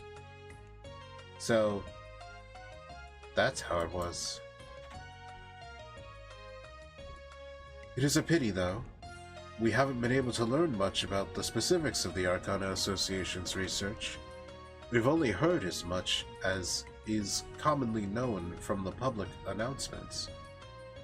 And I didn't know who we could ask that might know more. Well, you don't need to worry about being left in the dark any longer. Feast your eyes on the informative pamphlet, and all your worries will melt away. Oh my! What's all this? Did you make this yourself? That's right, how did you know? You haven't changed a bit, Koana. Now, let's see what it says. The Institute is dedicated to the realization of possibilities. Quite a visionary aspiration, no? Indeed. I might have found a place with hopes as lofty as your own. Here at the very bottom, grow stronger by harnessing the power of Arcana. Oh my. You'll be able to apply the research to become even stronger? Darling, I dare say, no one in Taro will be able to best Koana now. Would that make me the mother of Tara's most daring swordswoman? I'd wear such a title with pride. You have my full support, Koana. I'm glad that you like it as much as I do. Now that you know more about what we do there, it seems like a good place, right? That's wonderful, ha ha ha ha. Yes, of course. I can't believe it. My parents weren't opposed to me joining the Arcana Association. They were in favor of it. All this time, I've been worried for nothing. I can't wait to head back and tell everyone the good news. To think that all the fuss I made was because I was worried. I'm so embarrassed. And that's what happened. Guess it's a good thing it worked out. Should we go back to the Arcana Association room now?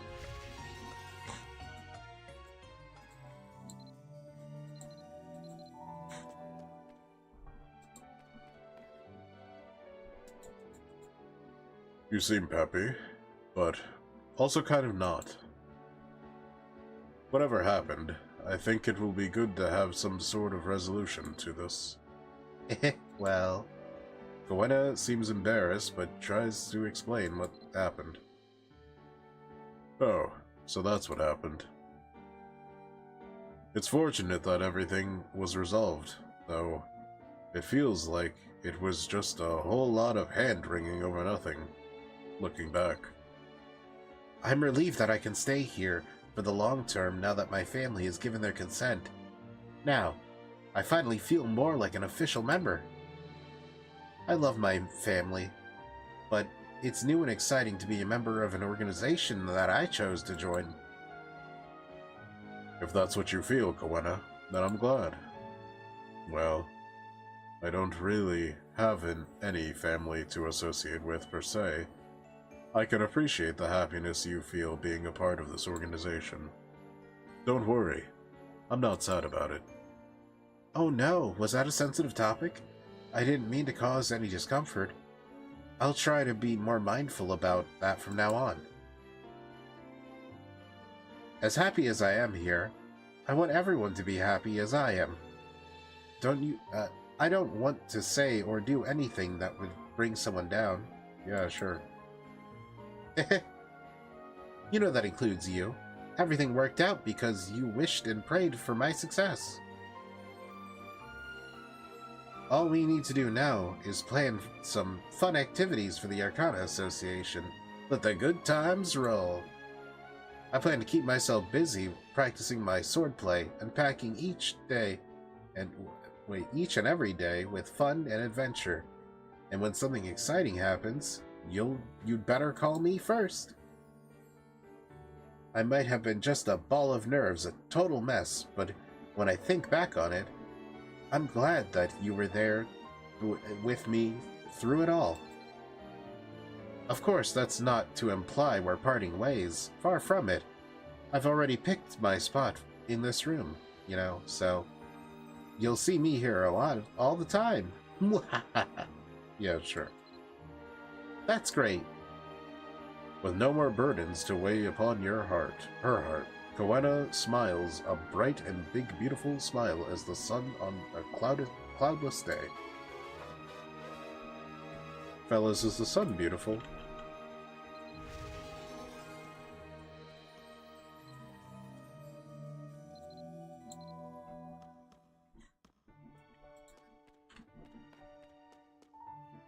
Alright, we're at Link 3. Alright, after that delay, it's time for more. Damn, that was another hour of the stream. Alright, back to Dunbarton.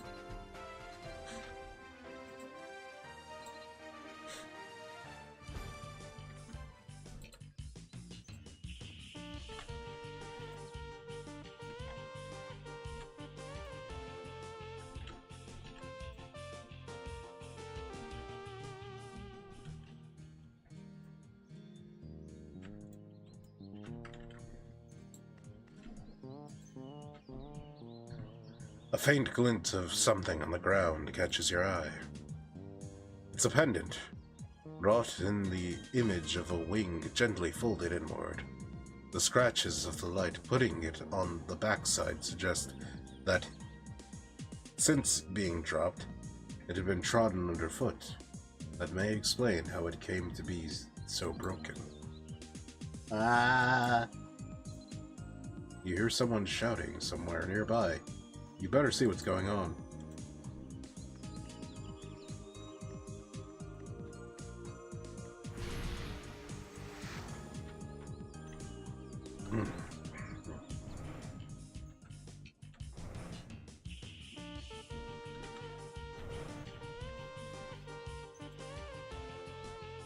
You find a metal fragment in the shape of a wing, Surely the other half of the pendant that you picked up earlier. Someone must have dropped it and left it here. No! Let me go! Why? Why are you doing this to me? I have urgent business in Tara. Please, you must release me. Is anyone there? Please help me. I beg you. Help! Anyone, please. You listen closely for the voice. It seems to be getting closer. Keep your distance and observe what's going on for yourself.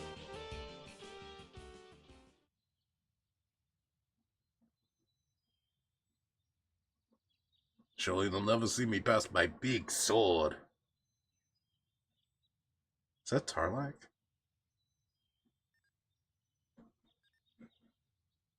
Damn, dude. They got that goon squad creeping through the fields.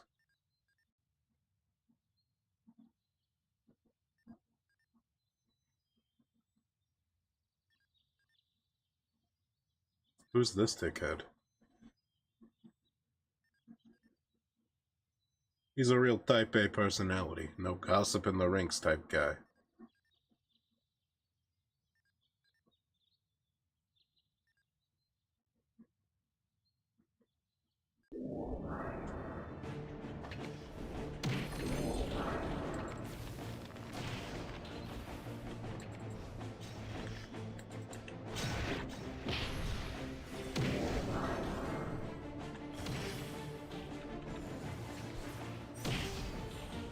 You worthless clods.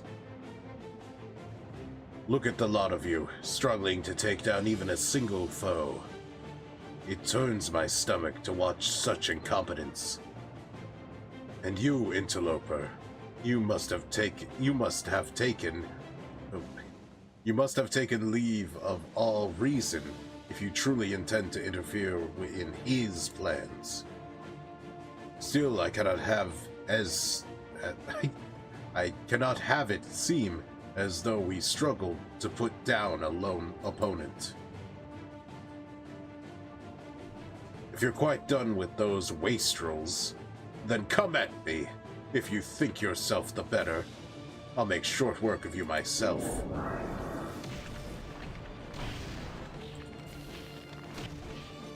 Damn! How dare you? To have the gall to get in my way. Sethlin! We have... Sethlin, yeah, I think that's how it's pronounced. Sethlin, we haven't much time remaining. I'm sorry, but we have to leave him. Damn him. Who does he think he is? We still have other living sacrifices. Losing one ought not to pose an impediment. Sorry. Losing one must not pose an impediment to us. 1,000 pardons, but we must leave without delay. Count yourself fortunate this time. If I ever see you again, I'll grind your face into the dirt beneath my boot heel. Now, let us quit this place. As you command, Sethlin. In a flash of blinding light, the mysterious robed figures quickly wink out of sight one by one. You look around for the boy who is being held captive.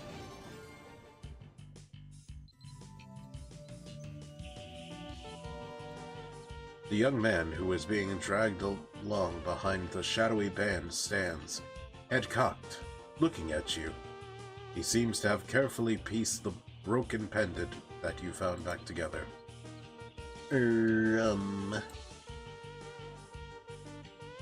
Well, first things first. Thank you for coming to my rescue. If not for you, I'd still be in a whole heap of trouble, as you saw for yourself. And, but where are my manners? Introductions first. My name is Piran. I was on my way to Tara to attend an urgent matter when suddenly someone grabbed me from behind and... it was really scary. I'm not sure what they had in mind for me, but I know it wasn't anything good. If you hadn't helped me when you did, I don't know what would have become of me. Anyways, what's your name? I might seem a little bedraggled and out of sorts right now, but I'd like to repay you for your kindness. You tell Piran your name. Ah, it has a nice ring to it, I think. I can't really thank you enough for fighting off those brigands for my sake. Why does that name sound so familiar? I feel like I've heard it somewhere before.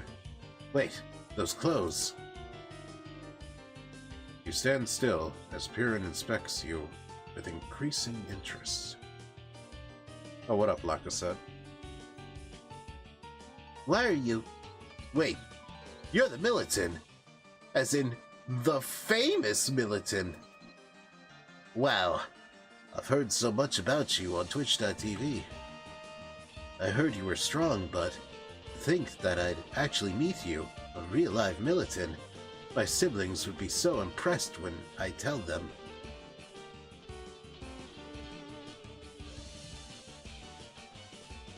Caught the last day of the event before it ends tomorrow, begins another. Is as all things. I'm never playing Mabby enough, but I'm also not... I'm not doing a lot of things enough. There's not enough time in the day. Since you're the famous Militant, you must know the way to Tara, right? That would be really swell. I need to get there quickly, you see. I'm sure I followed my brother's directions, but his explanation was a bit off. No matter how much I've looked, I haven't been able to find a single roadside. Can I reach Tara if I follow the path straight? It's not the path I was told to take, true, but something seems right.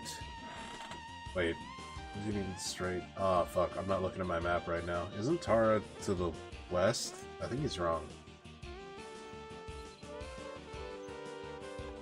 You tell Piran he's not going the direction he had guessed. What, really? That's strange. I had this weird feeling that I ought to go that way. You tell him to head toward on a sail and to reach Tana faster. Ah, I see. I guess it really was like my brother told me after all. To be honest, I've been wandering around on the outskirts of the nearby town for all day because I just couldn't find the path. But I'd feel shameful if I'd asked anything more of you. I just need to keep to the right path this time. Thank you for showing me the right path. Well, Tara's not getting any closer while I'm standing here. Don't worry. I'll be sure to get in touch sometime. Anyway, I'm taking off. May the unbound wings of Hymerock. That's a new one. Have we talked about Hymerock yet? Guide your path. The event is coming up. Gives an expandable bag. Sadly, no attendance is important. Sadly, attendance is important. Ah, okay. What about the dragon pet, though? Is it a recolor, like how we get the Phoenix? And now we have the Thunder Phoenix? Or is it, like, new?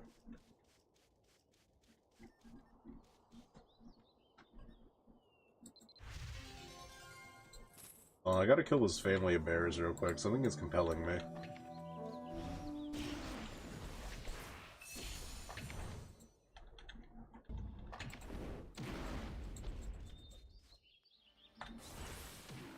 Alright, just had to do that real quick. Now this guy's gonna come scold me, right? No, okay. That was just kind of weird.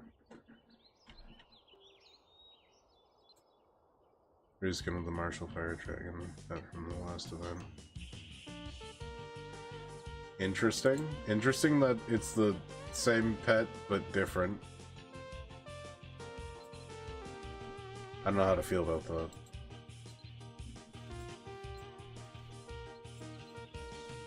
Oh, would this have had a branching path depending on whether I told him which direction to take? Because I think technically it could have went either way to get to Tara, right? Yeah, all roads lead to Tara. Actually, no, probably not that other one. I think he was heading for the south side, which would have taken him to Bangor.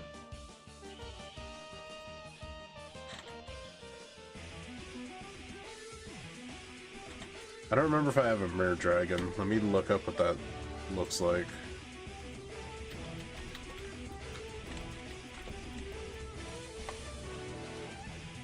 Oh yeah, I have one of these already. Really? That's the one they're giving? Okay.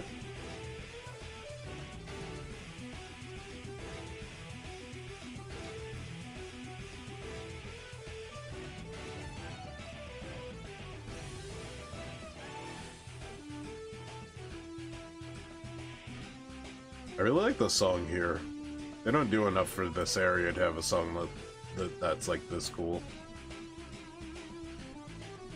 This feels like we should be on like a wagon ride, you know, barely keeping on the path as like the mountainside is crumbling or something. Bandits are there.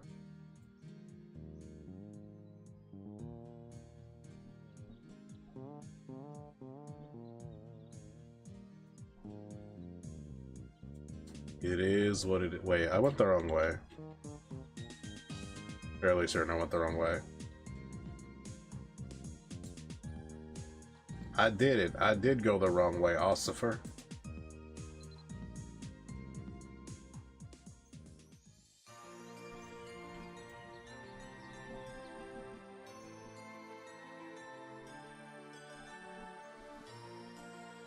Grapevines to the book. I needed to go to this camp. I need to rise against the misfortune. Oh, hey, you made it. Yavanna. He's here to see you. You got here faster than I expected. You might have seen him as you entered the camp, but there's a young man out back who says that you helped him before. Is that true? He keeps going on about having to get somewhere quickly and never has, and near, as I can tell, was on the verge of tears.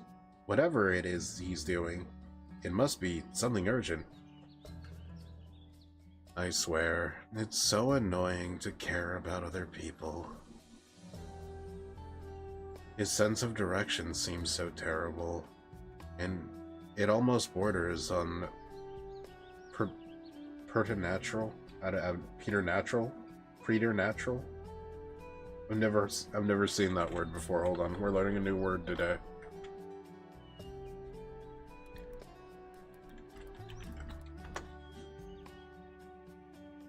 Preternatural. Preternatural.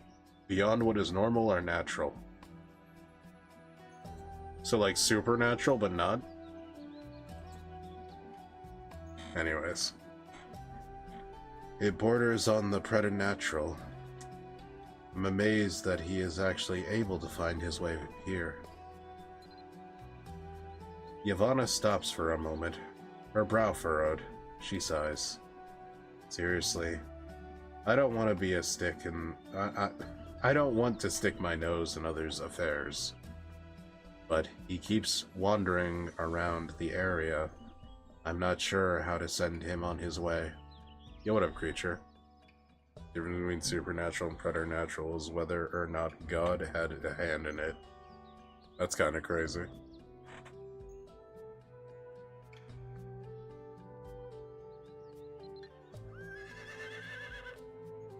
At that very moment, the whinny of a horse breaks the stillness. Whoa, I just wanted to give you a little pat on the nose. Did that scare you? The sound of several dull thumps follows shortly after. Oh no, I'm sorry, please calm down, please. Please, what's got into you? Now I feel bad. If only you could see your expression right now, Yavanna. You keep it up and those wrinkles will etch themselves into your forehead. You may keep your choice. You may keep your choice commentary to yourself, Alia. If God did it, it's supernatural. Otherwise, it's preternatural. I've never heard that before. Crazy. Her response is brisk. After hearing Alia's comment, Yavanna coughs awkwardly a few times to calm herself down. Anyway, that's about how things stand. Please, get him out of here. Do whatever you need to. I'm so distracted that I can't get anything done. I'm sorry to push this problem child on you, but I don't think he's a bad guy, but what in the world's gotten him so anxious? Can you go talk with him for a while I stay here and help Yavanna cool down? What do you mean by cool down? As you can see, I'm perfectly composed. Wrong! We're composing a very important song. We must rid ourselves of anything that could be a distraction. They've started squabbling, so it may be best to just leave them to it. You should go find out what has happened to Piran.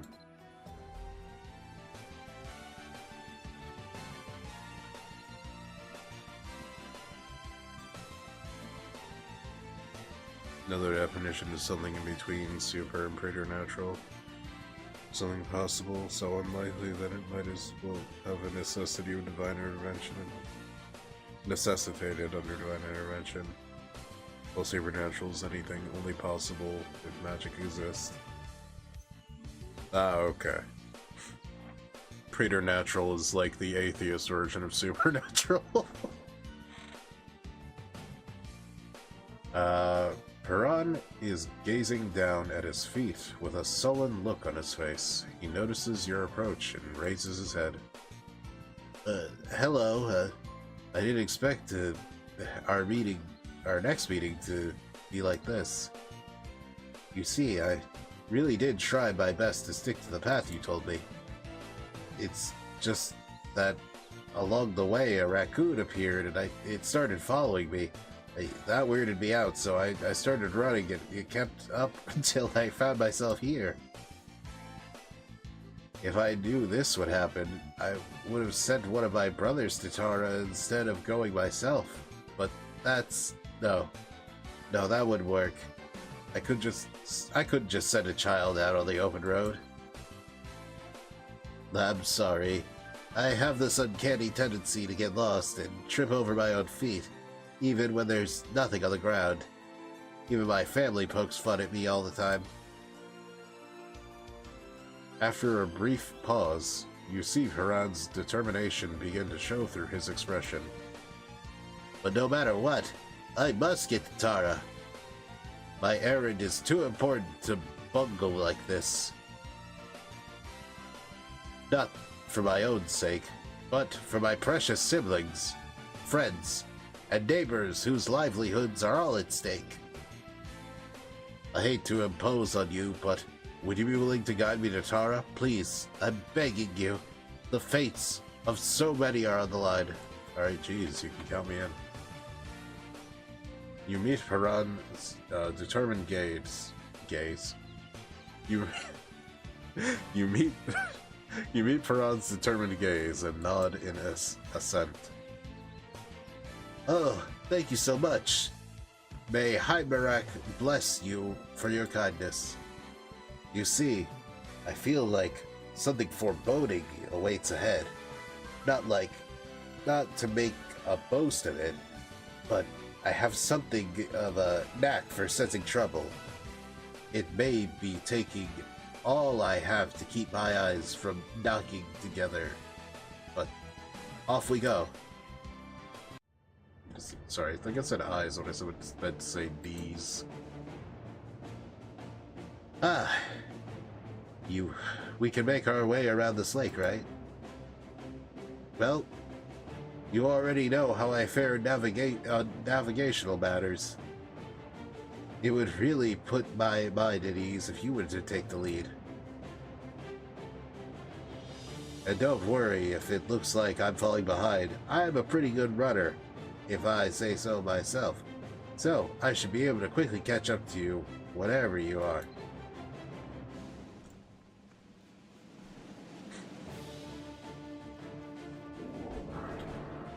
Oh no, dogs!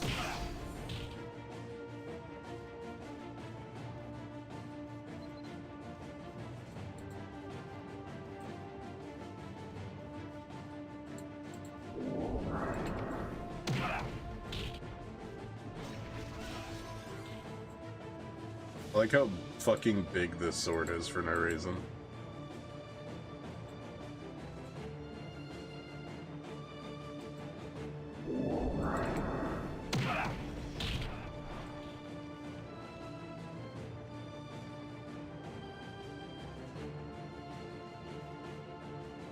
This music's a bit too epic for what we're doing. Walking around the lake fighting dogs.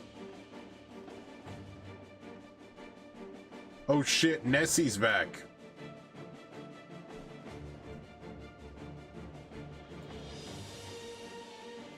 I wasn't ready for this.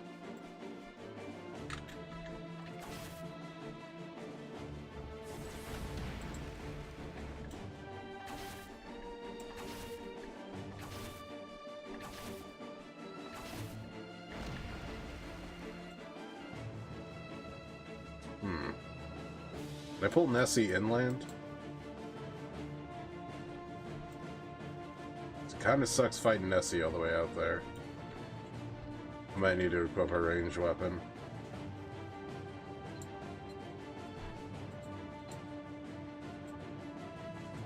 Well, we haven't used the staff in a minute.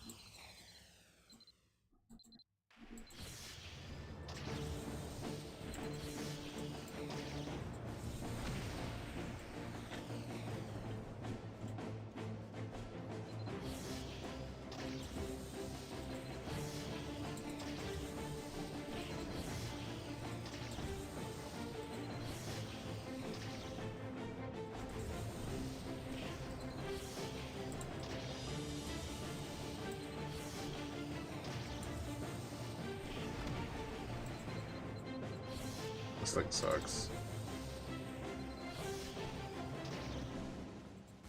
Nessie's so lucky they're not on land this time. It makes sense that they're not on land, I just don't... I want you dead.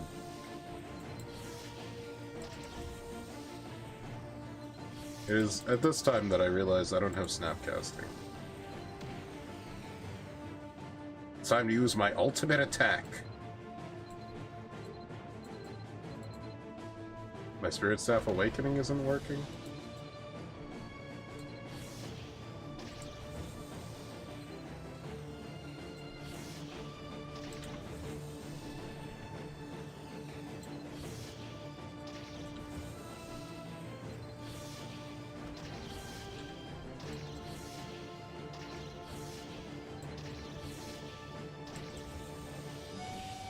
There it is, big hit.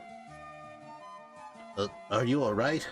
My goodness, how in the world can a creature that large just seem to pop up out of nowhere?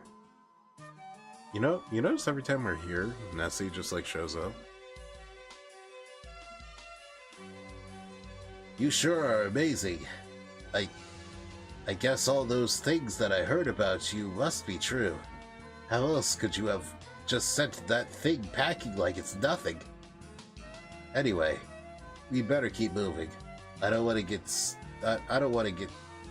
to stick around here long enough to find out what else sticks its head out of the depths of the lake. The younger of my two brothers always teases me about how strange things always seem to happen around me. He can be so insensitive, you know? He has no idea the lengths that I go to take care of him. Though it sounds like he was complaining, he really does seem to care a great deal about his siblings. Engaged in a discussion of everyday matters, you pass through Taltan, the Korib Valley, and find yourself, at last, at the entrance of Tara.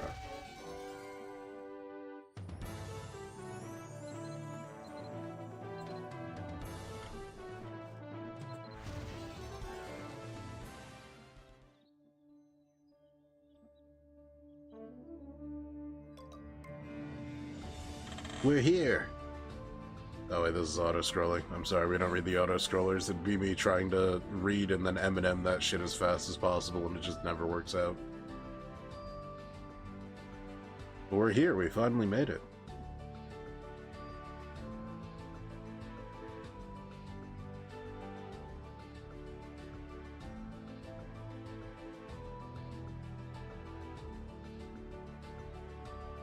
Alright, buddies, see you later.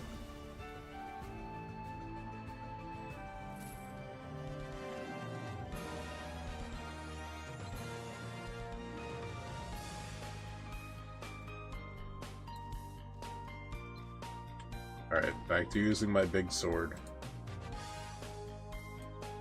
Probably should train up the staff soon. I was wondering why my awakening wasn't working, though. That was kind of weird.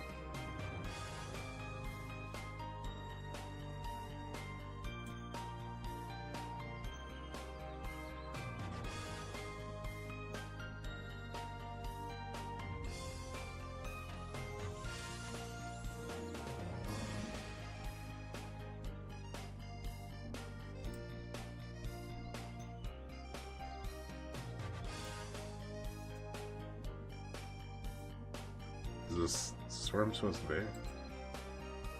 Yeah, gaze unwavering. Of the soldier in front of the great. Okay.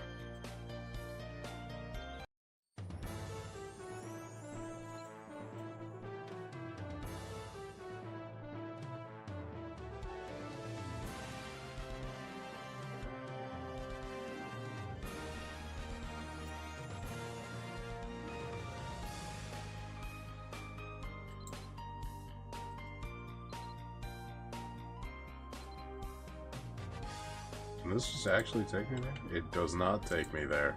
Chairs lied to me. I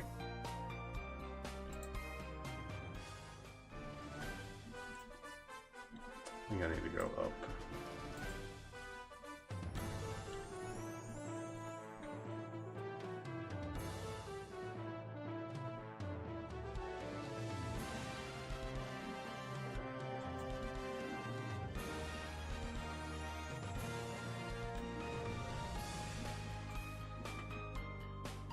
The way to the Great Hall is blocked by 3 soldiers. They are clad in gray uniforms with the golden crest of the Order of Limalark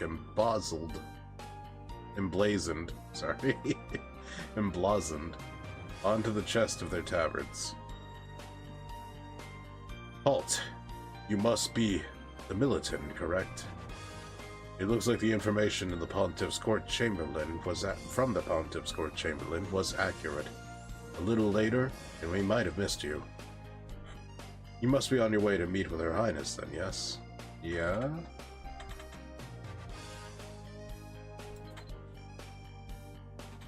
You reply that you're on your way to see Erwin, who has sent a summons for you herself.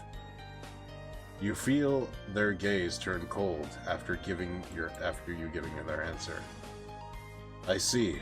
There's no way the royal regime supporters would miss out on this chance. They're the sort who would drag us down without hesitation if the opportunity presented itself. Still your tongues, comrades. Our apologies, Militant. We cannot let you pass. Just turn around and be on your way. We'll leave a good word with your majesty. She already has her hands quite full, as you're no doubt aware. You can leave this area in our safekeeping. The sharpness of their tone bellies an underlying wariness about your presence. They seem unlikely to budge at this rate. meaning you won't be able to meet with Erwin. Try to convince them. You catch a glint of wariness in their gazes. It seems you'll have to persuade them to get inside of the royal castle. I'd prefer if you were to leave without us having to treat you too roughly. But, from the look of it, you have no intention of walking away from this. I doubt there's much to be done about it. We're simply at cross purposes here. Hush, you. The order of the Chamberlain of the Pontiff's court was to send the militant away, to try our best to stop them, should they insist on entering. It sounds like somebody is ordering the Temple Knights to stop you, and the one who gave them the order is no other than... Fuck, Pencast? Was it Pencast? Temple Knights simply snicker at your response. Oh no, the three may now believe your vaulted intellect is less than keen. Or is less keen than they had expected. Try paying more attention to their conversation. Hey, put a lid on it. We can't have it perceived as an order, right? Calm down, the militant isn't that stupid. They've already know who we are. Oh, the Temple Knights. This is information that we're, like, running through on my wife's character, and I just forgot what this is. Even if not, I'd wager that it wouldn't be that hard to find out. I understand, Militant. Or, you understand, Militant, do you not? We simply cannot let you pass here. We have reasons to believe that you've involved yourself in a matter that will prove detrimental to the Pontiff's court. Flash your most winsome smile, refute their logic, reach for your weapon. What are these choices?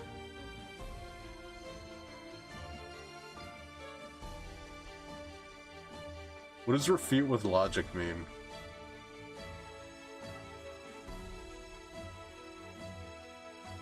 I just kind of want to fight him. Their snide comments and zingers that aren't really all that clever leave you feeling more and more frustrated. Hey, are we to take that as a threat? Guards! Someone at the castle gate is brandishing a weapon. Suddenly the soldiers seem to swarm you out of nowhere. They're surrounding you. It's gotten a little tense. Think it over and try again.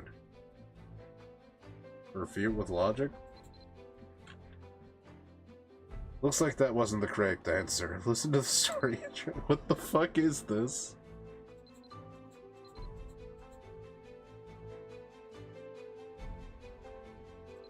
Flash them a winsome smile. They're not sure that you're not sure what they're talking about, but it seems like... Yeah, so you're bullshit. You're just bullshitting them. You're just making shit up. You're not sure what they're talking about, but it seems like talking with them is pointless. Instead, you beam them a smile so sunny that it could drive rain clouds away. Guess it's true, what everyone says. You don't lose your composure even when you're provoked. Well, let's take this from a different angle then. Those who come seeking an audience at the Wrath Royal Castle are the very cream of nobility, well-mannered and well-educated. I would assume no less is true than of you, Militant. Then, you would, of course, know which deity is venerated. That's a strange word. Venerated by the Pontiff's court, no? Fuck, dude, I don't know. It's either Limerlark or Hammerack.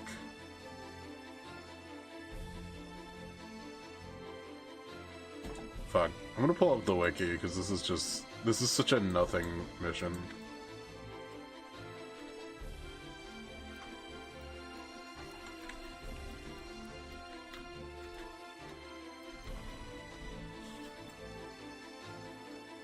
It's like, dude, I keep picking this game, putting it down, picking it up, now I'm doing all this shit.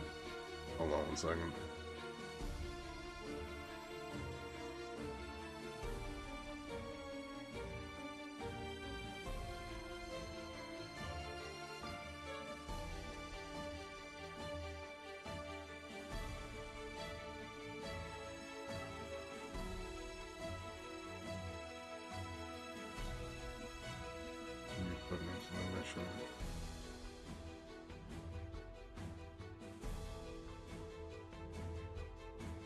Okay, it was Limelark. Yeah, it's our Limelark, the god of love. Ah, so you do know then, Militan. Could it be that you've taken an interest in the Pontiff's Court? I wonder, have you been to the Pontiff's Court? It's a beautiful place, where we children of Ern can feel the loving embrace of Limelark. It really is a great place. I especially feel the confessional, or I especially like the I especially like the confessional, where I can get all quiet and introspective. Then there's a little wine cellar behind the altar, and that's tickled my fancy. And the offering box contains a good many donations from considerate members of the faith. That's all quite impressive. How about you, Militan? What was the most pleasing part of the Pontiff's Court? The confessional. Why would someone who often visits the Pontiff's Court set themselves in opposition to us? It shouldn't be like this. The circumstances are truly unfortunate. Outwardly, you appear to be a supporter of the royal regime, but might it be that you are a true friend of the Pontiff's Court? Even if such is your claim, I cannot lower my guard just yet. If it turns out that's just a ruse meant to fool us, you'll be in trouble. Answer me one more thing, Militan. Have you aided the Pontiff's Court before? Ah, you must be talking about the volunteers who help, quarantine. I was told such services are often rendered by the more devoted members. That's correct. Any faithful volunteer would surely know the hours that the... What is this, man? This is so fucking... Here's random mandatory trivia for a thing you've probably done a few times. Yeah, sure. It seems that they want to know about the hours that you can take one of the jobs up at the... Okay, yeah, that's, it's usually, it's like 8. It's like 8 o'clock, I think.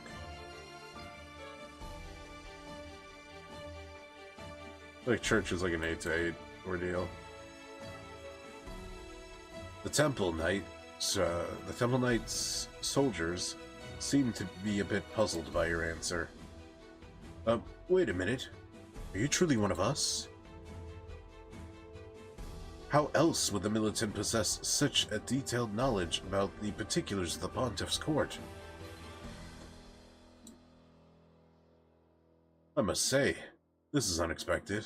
Are you some sort of a double agent quarantine planted within the supporters of the royal regime as insurance in the case things turned for the worst? Ha! Quarantine is so wise to have prepared a spy. It seems the secret was so classified she kept it hidden from even us. It was we who were in the wrong, trying to bar you passage. Allow us to apologize for our words and deeds, Miss Militan. The Temple Knight soldiers give you a short bow and apology. All right, you're clear. Please go in. You just need to say one thing to Queen Erwin, of course. It just happens to be the one thing that you should probably never say to her. Yes, just remember that, and welcome to the Royal Castle. Someone is walking this way.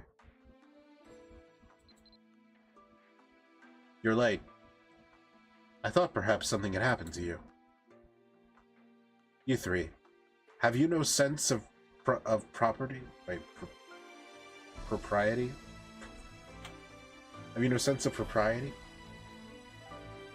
How can you keep such an important guest waiting outside the gate? Even a child, even a little child, no. No, sorry. Sorry, children. That's not child. Even little children know to bring an invited guest waiting on the doorstep. Eck, of all people, why did it have to be her? Is that the Queen Erwin's royal escort? I was told she usually doesn't spend much time around the castle. The blue-haired woman looks your way as she approaches. Her polished armor adorned with the kingdom's crest, and her aqua eyes that gleam no less brightly capture your full attention. Militant, I presume. It's a pleasure to meet you at last. My name is Marleed. Marleed? I'm gonna go with Marleed. Marleed, I serve the Queen's royal escort. You were usually late. You were usually late in coming, so unusually. You were unusually late in coming, so on this occasion, I have been sent to escort you. You needn't tarry here any longer. The Queen is waiting. Please go inside. Wait, we can't just let them through like this. Are you saying you intend to dispute the direct order from the Queen? If so, I imagine the Cardinal would be receiving an official letter of complaint in the near future. Marlene sounds rather agitated, her voice dropping into a low, intimidating tone to match. You hear the Temple Knight soldiers whispering amongst themselves. It doesn't look like there's much we can do. We'd better let them go. This is getting complicated. We can't afford to make a scene and draw any unwanted attention. It's unfortunate she came along when she did. She doesn't even officially hold a rank of knight still. We still can't ignore her, though. She's the Queen's ear, and that ranks enough to cause trouble. Well, Quarantine, we did what we could. Temple Knight soldiers grumble, clearing the way for you to enter. There. That wasn't that hard, now was it? The way the acolytes of the Pontiff's court deal with others can be bothersome, to say the least. If you'd please follow me, the Hanging Garden, follow me to the Hanging Garden. Erwin is waiting for you there. Marlene, the royal escort, strolls into the palace. Follow her to the Hanging Garden.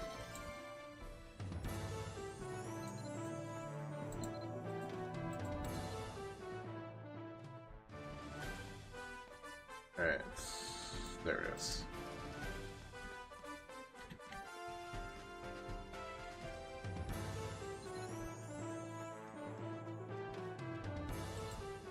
I might need a talking break because I've been jabbering for like 3 hours now.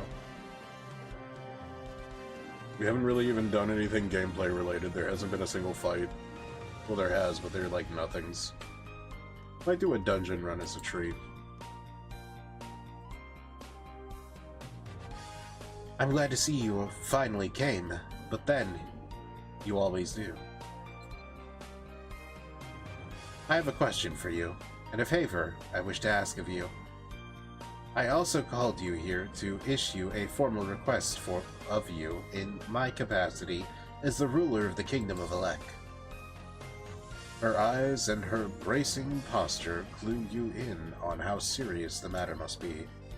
Marlene informed me that you were stopped by the Temple Knights as you tried to enter the castle.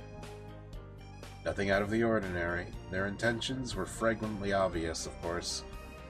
And honestly, the situation would likely have resolved itself even if I hadn't intervened. Is that so? Perhaps the situation wasn't as serious as I thought. I'm relieved to hear that, but... Miss Arrowin, Miss Arrowin, I urge you not to underestimate them. In this world, few things are as fiendish in their complexity and difficult to understand as the innermost thoughts and intentions of another. Well, I'm sure you're no stranger to the particulars of human duplicity and aggrandizement. That's a new one. That's a new. We're learning new words today. Aggrandizement.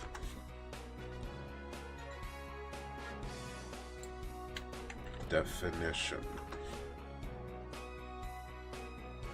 Aggrandizement refers to the act of making something larger or greater. Oh, there's like an actual word for making a mountain out of a molehill. I'm gonna have to remember that next time I'm trying to sound way smarter than somebody. I'm gonna hit them with the aggrandizement.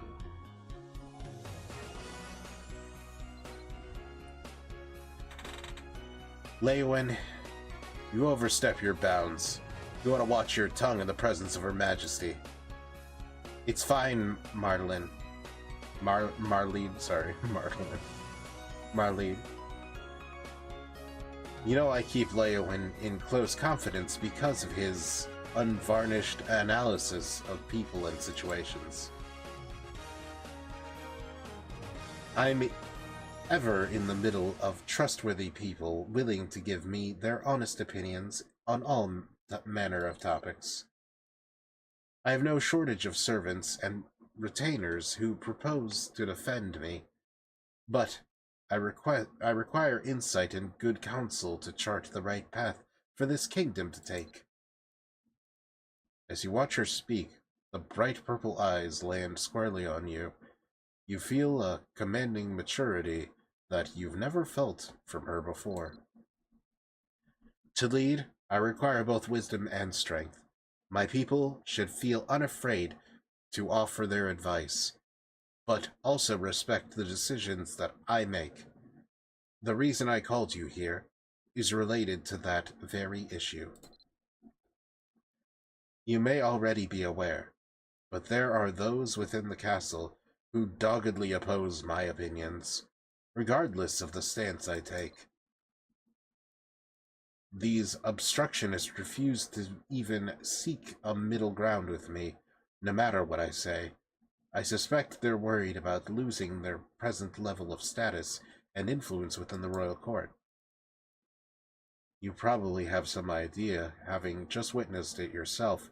Those three guarding the gates are representative of the larger faction at work. You see, I've recently received an official petition to conduct an investigation of a certain incident, or rather incidents, a string of reported kidnappings, to be precise. Depending on what is discovered, it may turn out to be neither serious nor significant. That said, I would advise that the citizens' faith in both the kingdom and my leadership would grow exponentially if I could prove able to resolve this matter myself. On this point, Sinid, Lazaro, and Arzella were in full agreement.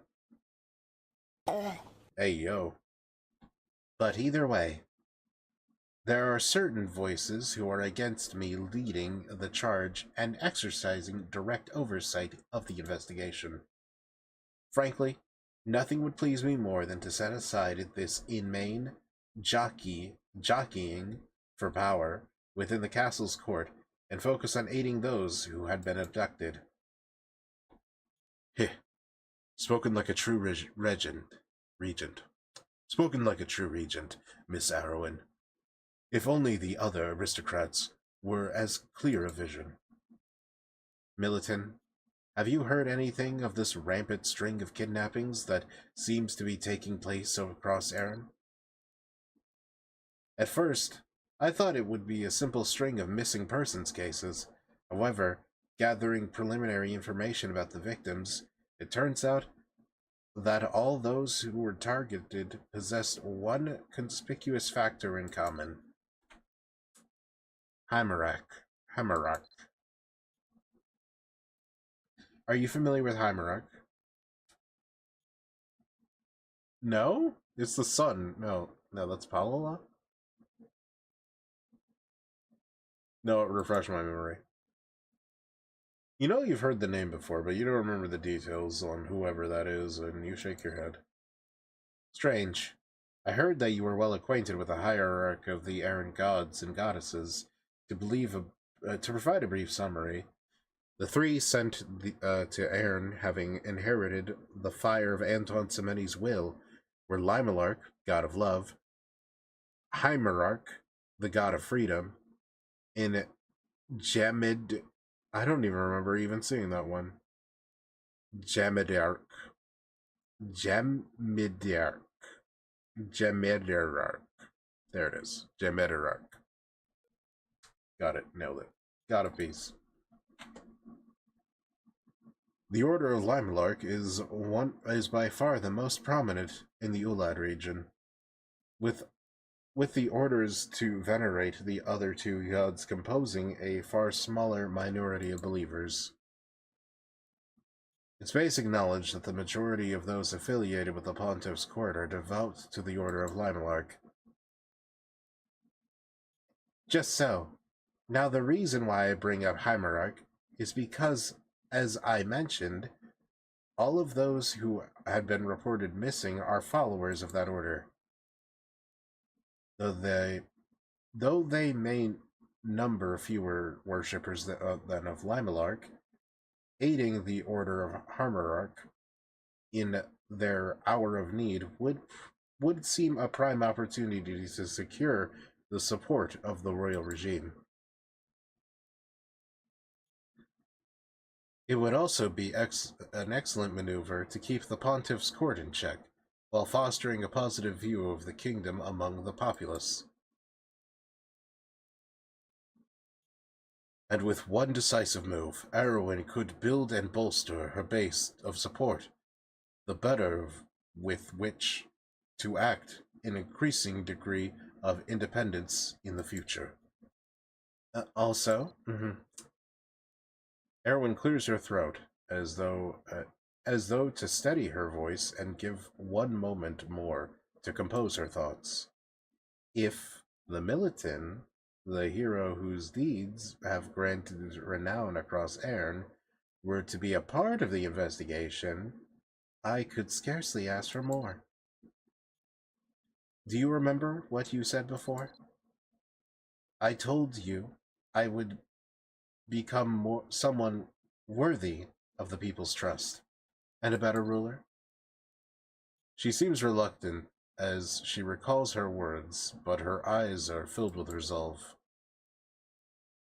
I wish to make a formal request to you, of you, as the Queen of Elec, of course. I won't ask you to shoulder this burden alone, however. If you agree to aid the Queen in this matter, I expect results. That is acceptable to you, yes? Marlene's firm gaze seems to test your mettle. Erwin speaks in a voice small and slight. Only you can hear her.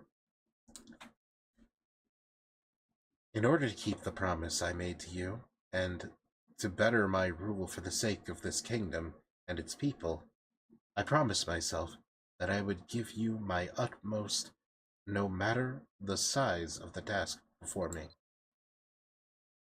I know it must seem as though I'm taking advantage of you, but I fully intend to keep the promise I made to you. You understand, right? The investigation into the Order of Hymerarch? If that was her request, then why would she choose to meet in the Hanging Garden instead of someplace more official?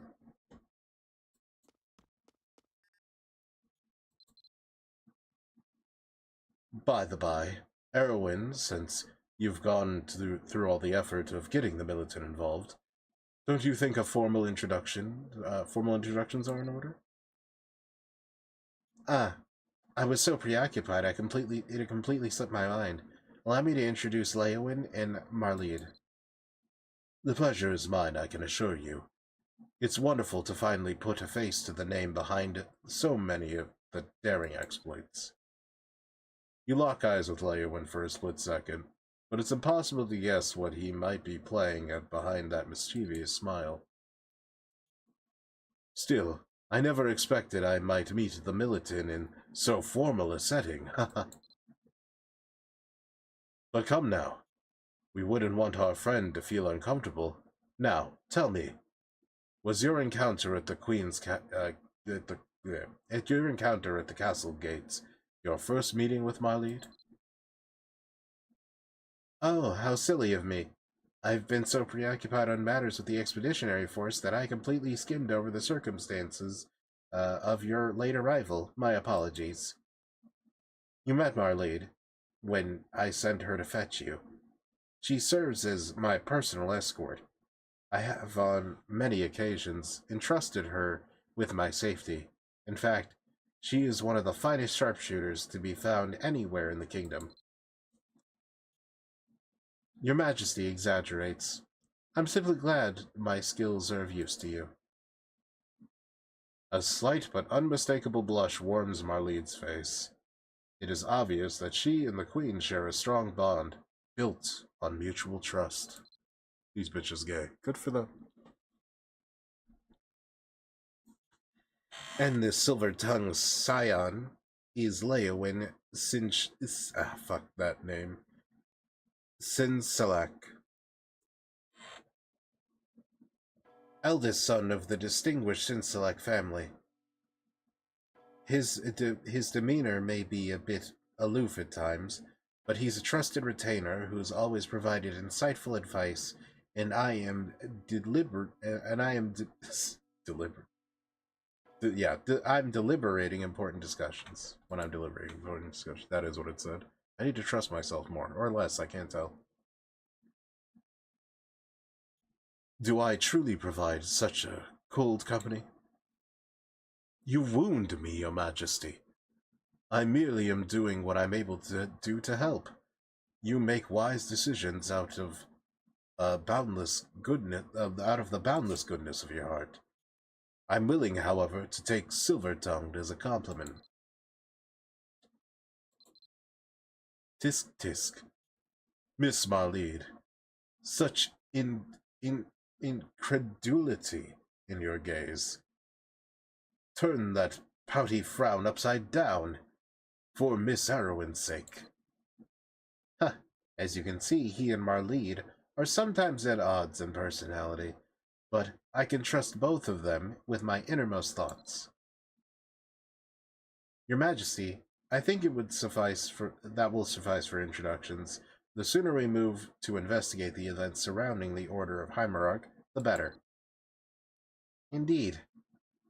I plan to give my personal attention to the case of the missing followers of Heimerarch, and am planning to dispatch an expeditionary force to see to the matters forthwith. Sinid is positively champing at the bit to announce the force's mobilization to the whole kingdom. That's to be expected.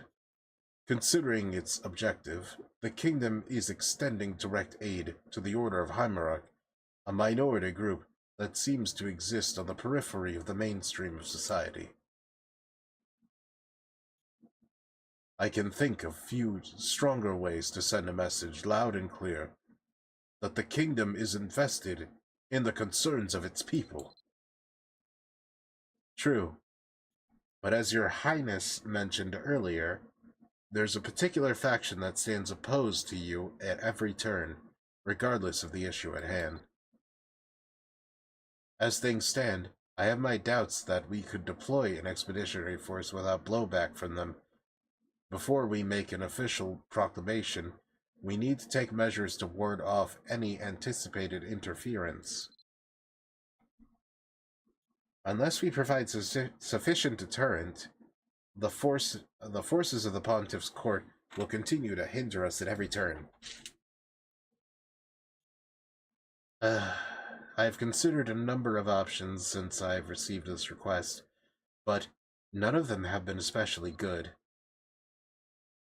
Seeing as they tried to stop the militant from entering the castle to meet with you earlier, I'd wager that they're growing nervous. This is exactly when we ought to make a push to secure our advantage. And if that's how things stand, our options are limited. All right. Let's bribe them. Money talks, as we all know. Sounds good to me. You blither and nod your head in approval at Leowin's suggestion. It is plainly apparent that Marlede and Erwin are quite perturbed.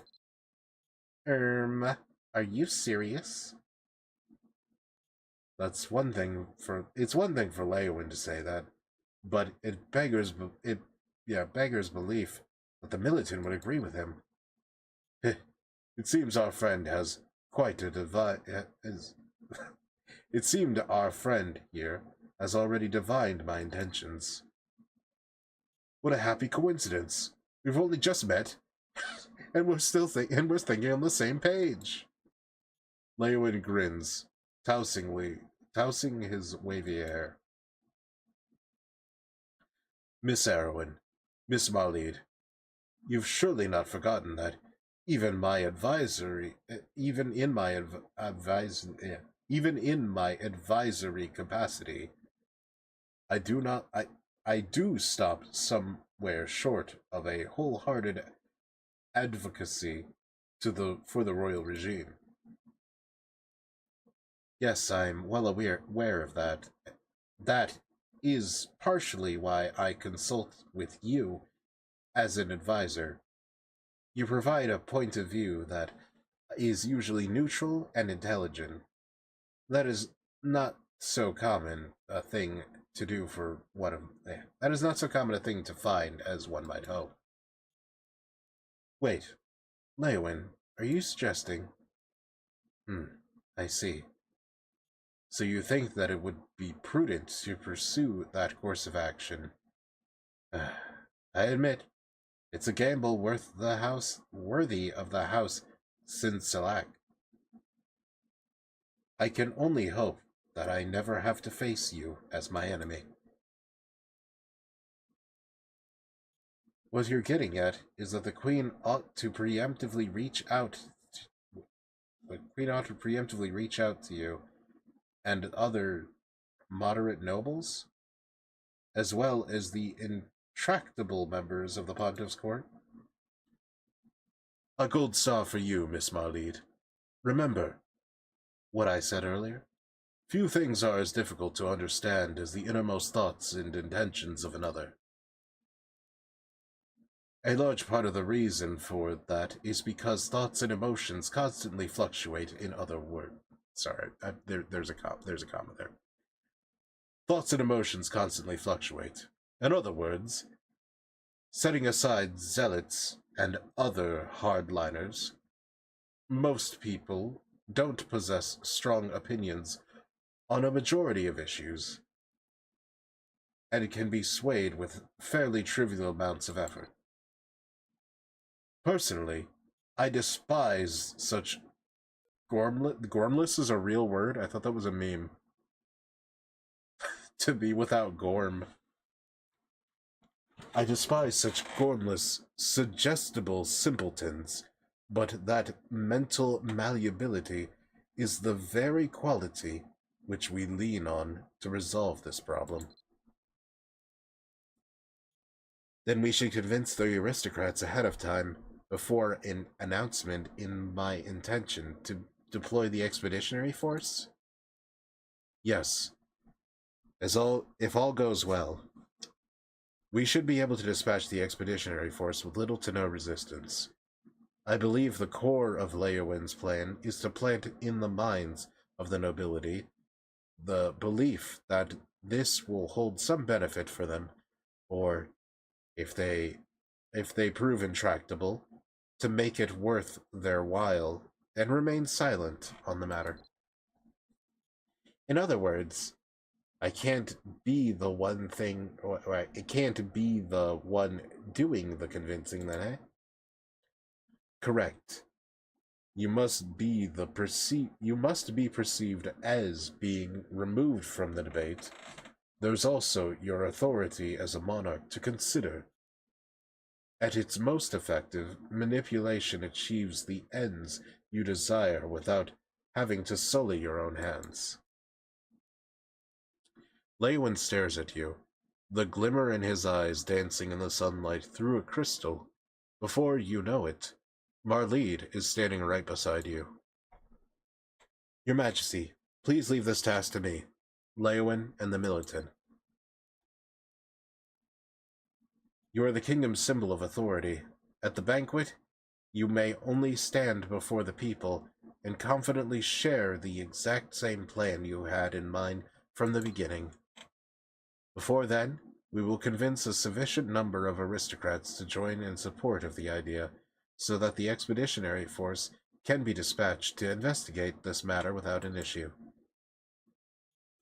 What's this? Are you sneakily roping me into your little venture, Miss Marlede? This is your plan. Don't tell me you're getting cold feet now. Well, all right.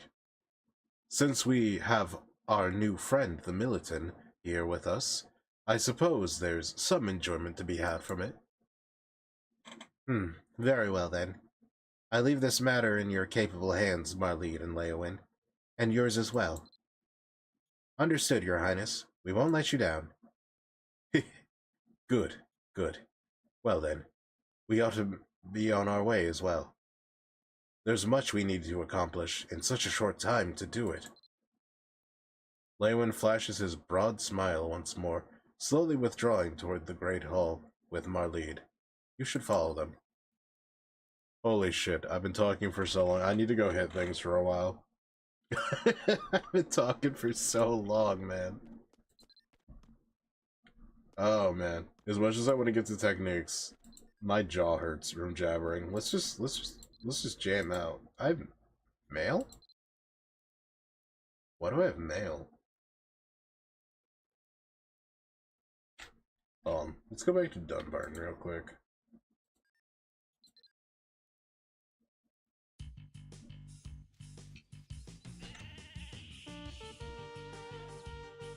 Yeah, I haven't done one of these reading along streams in a while. This has been a lot more reading than I'm used to.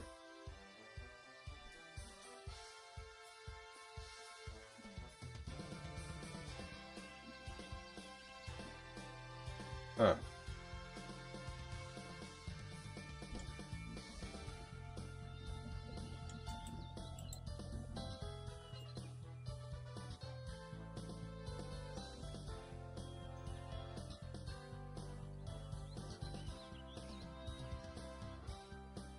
I don't know what that is.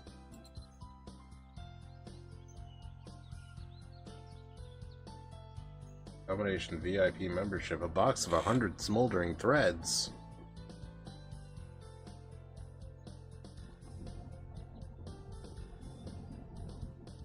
Oh yeah, I never got my blossoming scythe.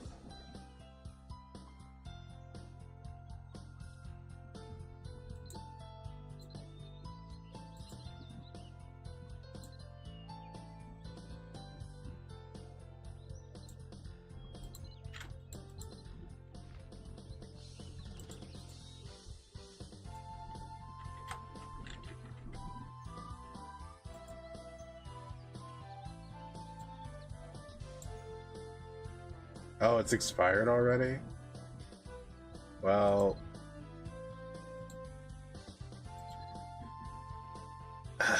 that's sad. I guess it probably already said that. I feel like I saw red text come up and I just didn't register it. That's sad. It is what it is. Yeah, I need to go hit things for a while. We'll just jam out for a minute.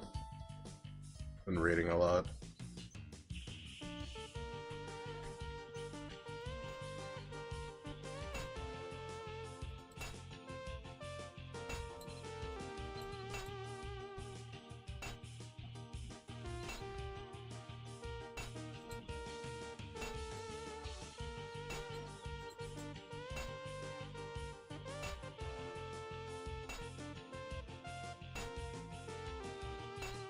You know what?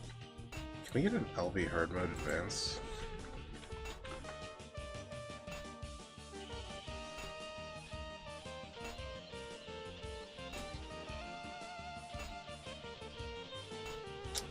Why they gotta be this expensive?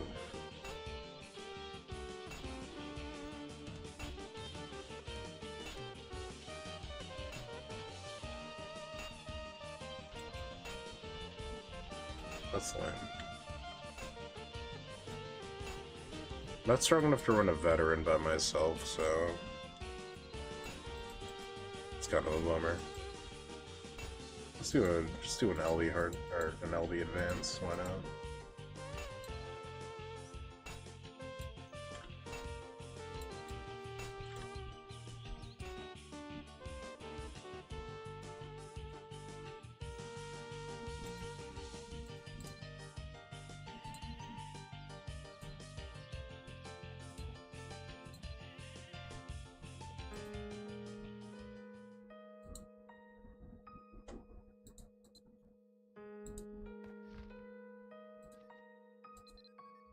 Let's just chill and smash some things for a second.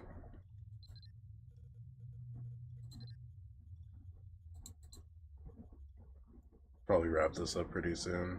I had a pretty big day. I'm kind of tired, so I just actually worked all day and then got a bunch of news that wasn't so good. So, you know, I was kind of hoping today would be a little more action-packed than this, but you know what? We're just gonna hit one of these.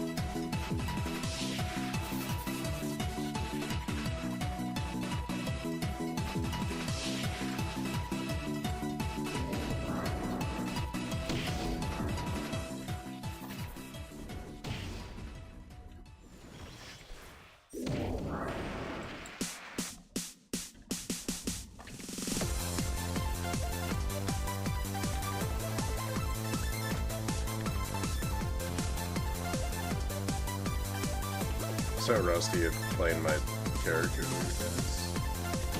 There it is.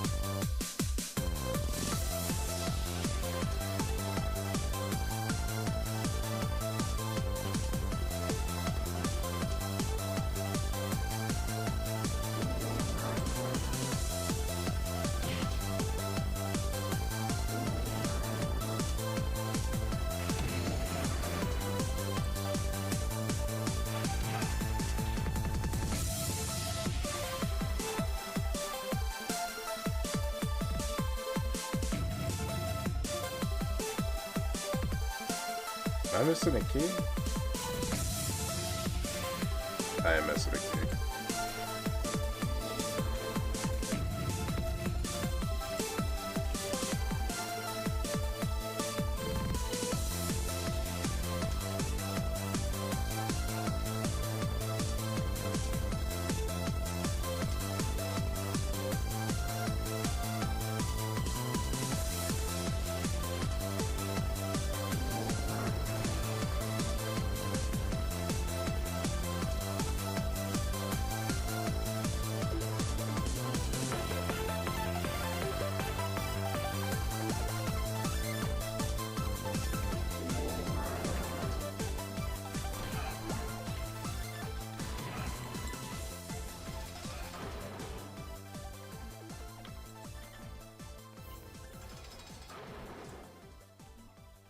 I feel like ever since I got this internet upgrade, I haven't been lagging like whatsoever, so that's good.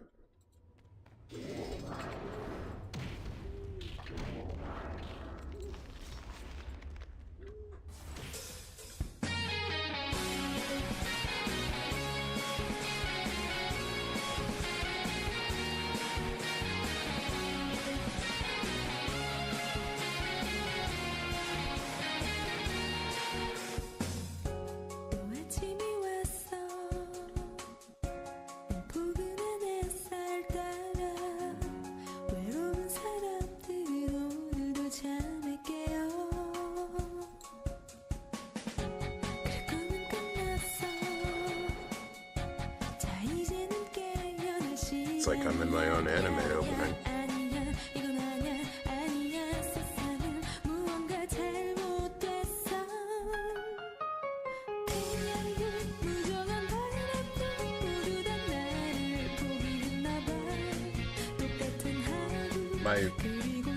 My clap was just like stuck below.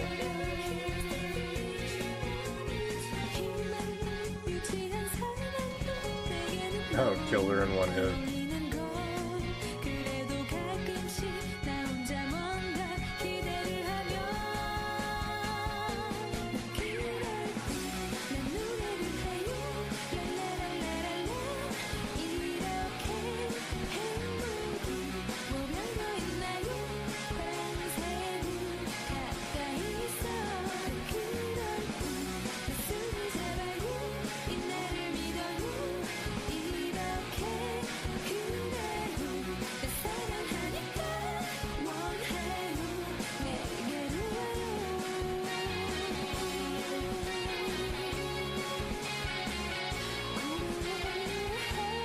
Alright, we need the light of Limelark in order to run a Finichad.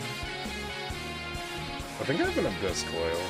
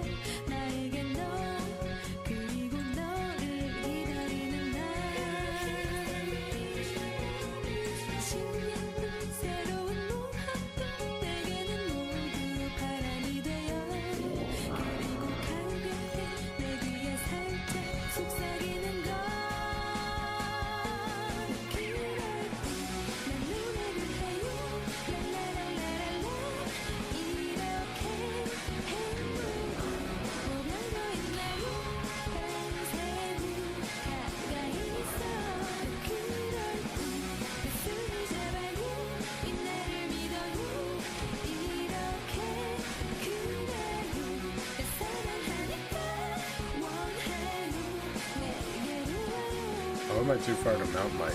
Wow, it's like right there.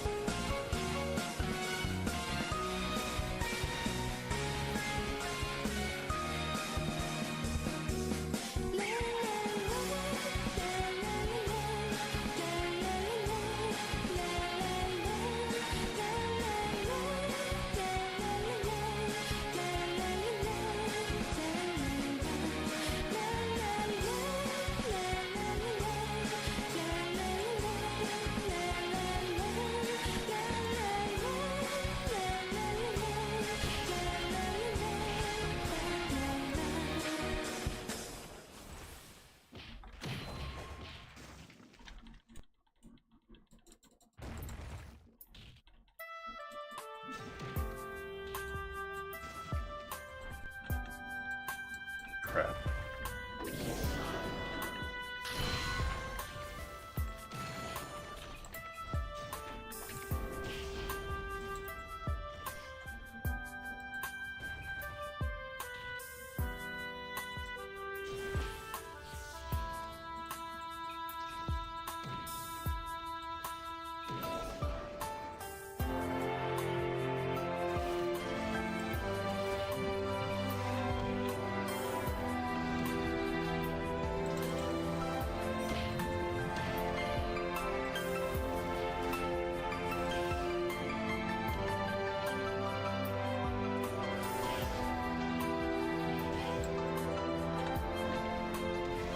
Let's go.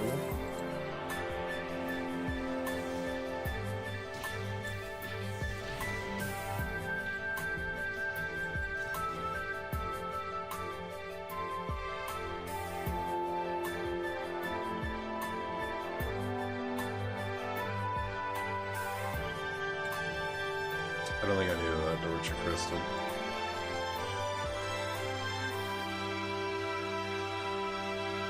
Well.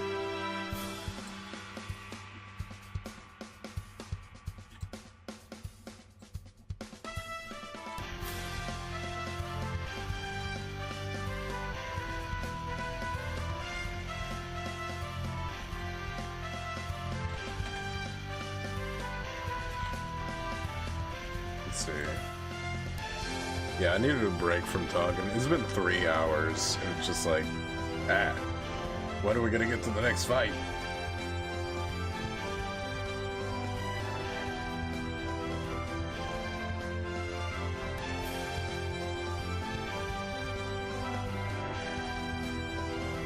I don't even remember what that is.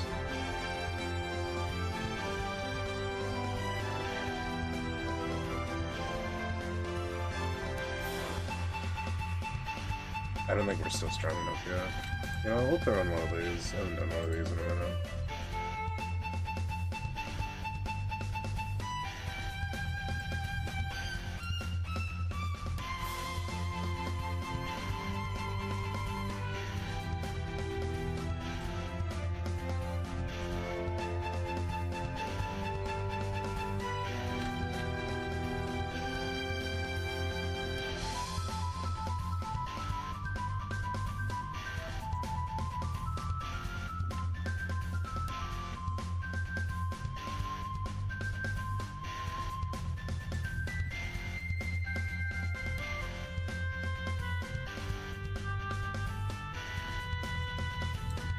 You know, I haven't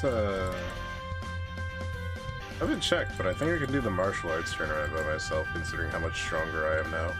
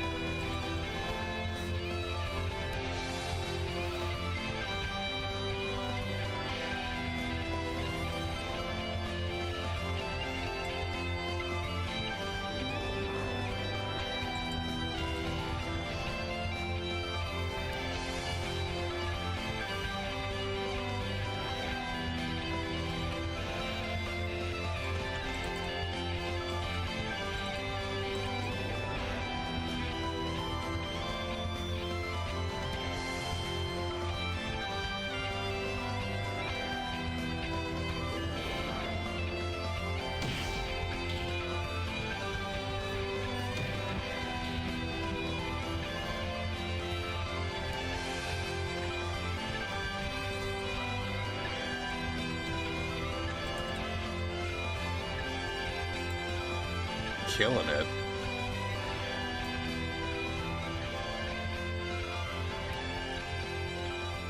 I need to slap off all that rust. Kind of remember how the night flows again.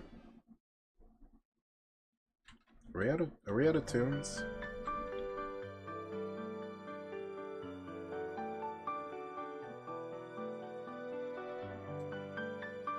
Is this a completely different video? Hold on one second. Yeah, this is a completely different video. Hold on, let me put in something else.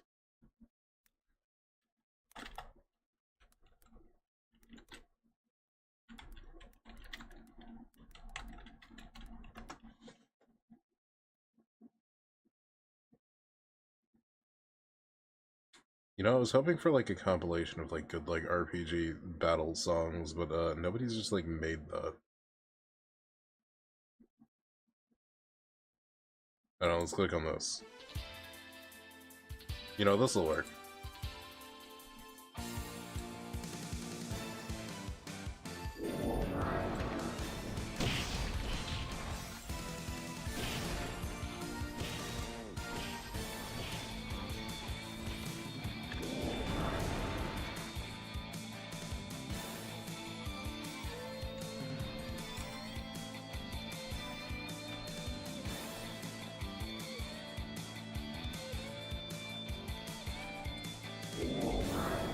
Oh, good, this one.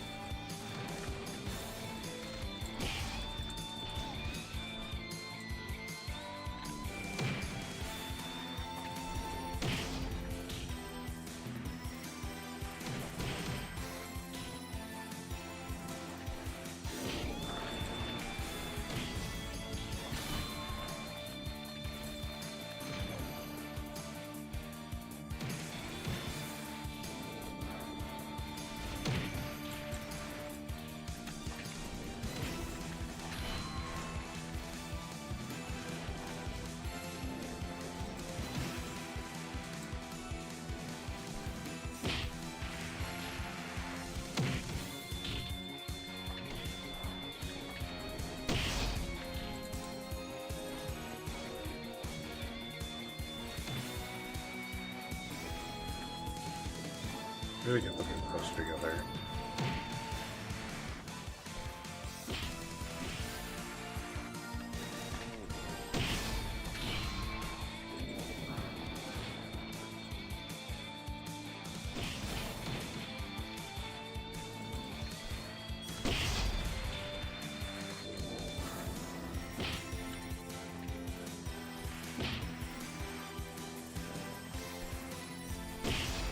Almost there.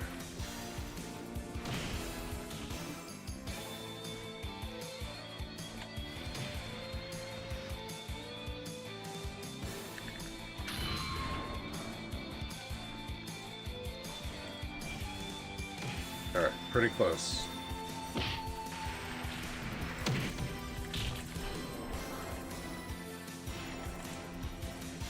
Almost there. Oh, it broke. Let's go.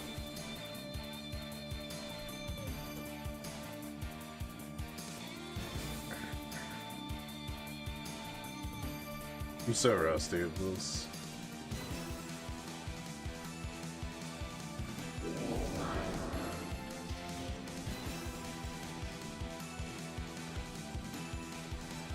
Alright, this is a final hit.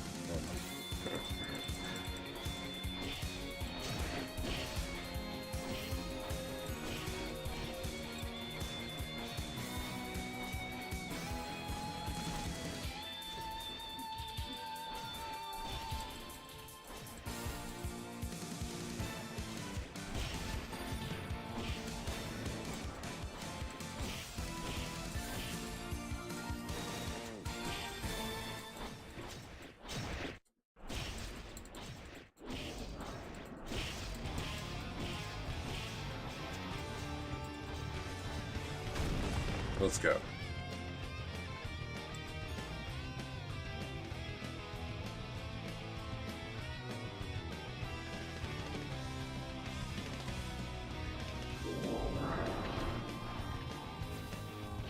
Oh, this is the one where you have to hit the stones for big damage.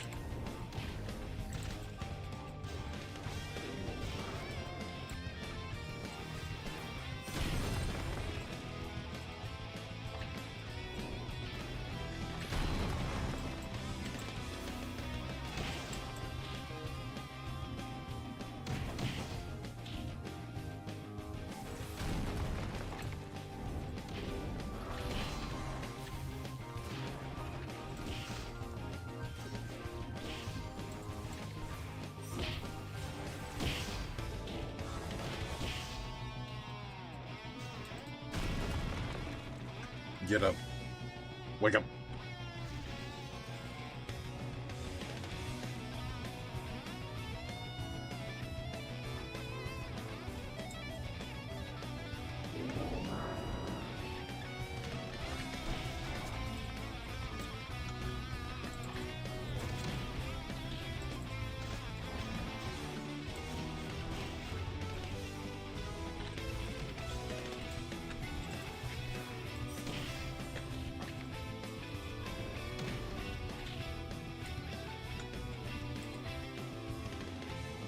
My flame wasn't instilled that whole time.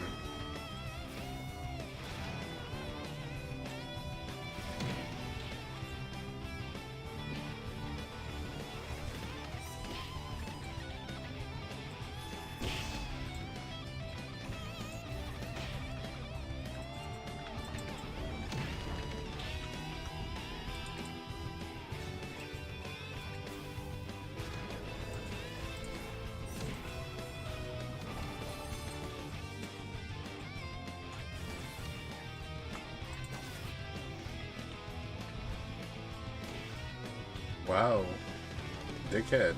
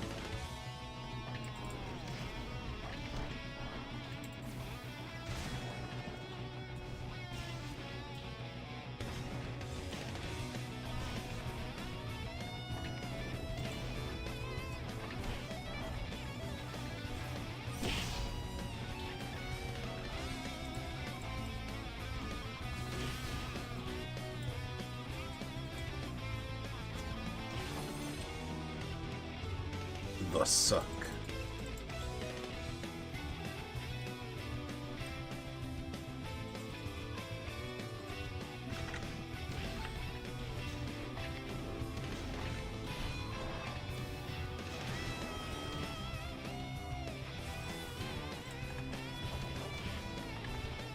Damn. Comboed his entire family. His whole bloodline felt that one.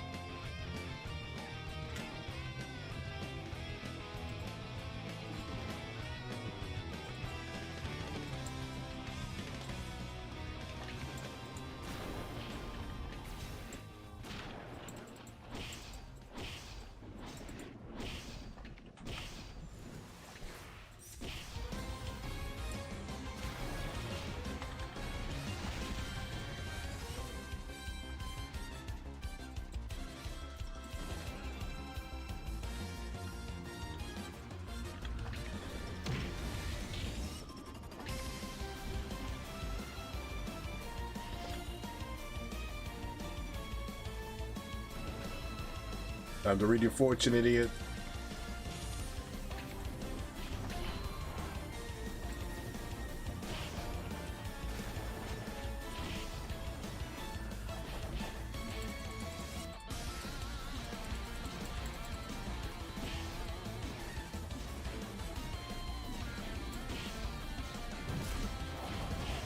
Okay.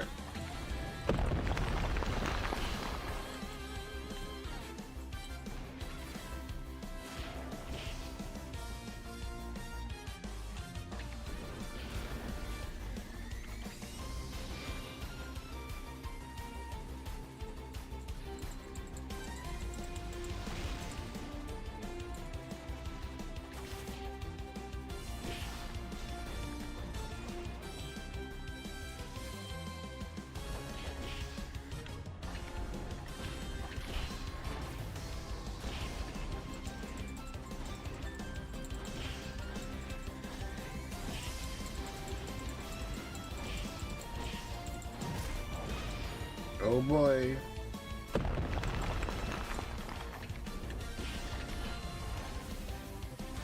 Let's go.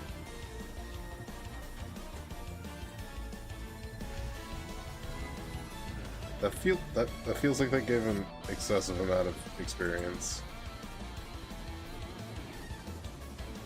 Is this supposed to give that much XP? That's so much.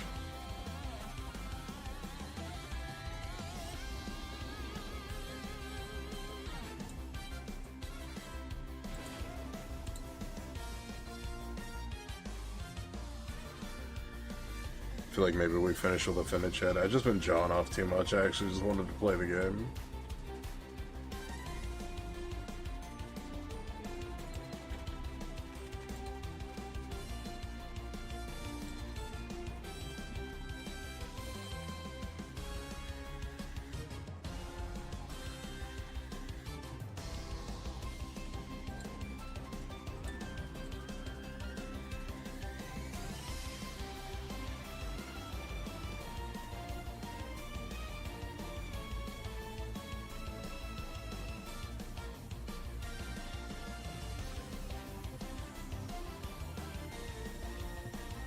I don't know, I'm kind of like a brave boy.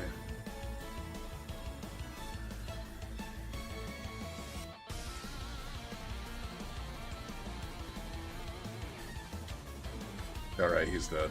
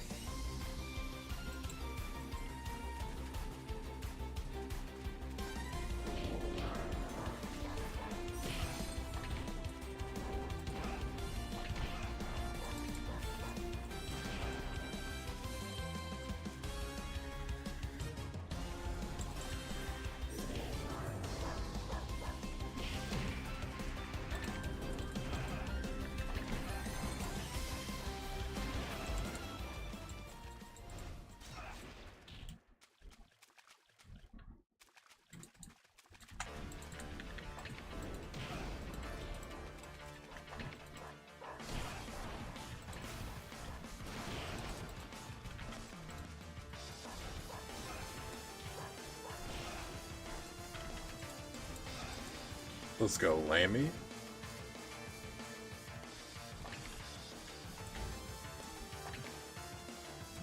Oh, there's the last dog. Time for the snip snip.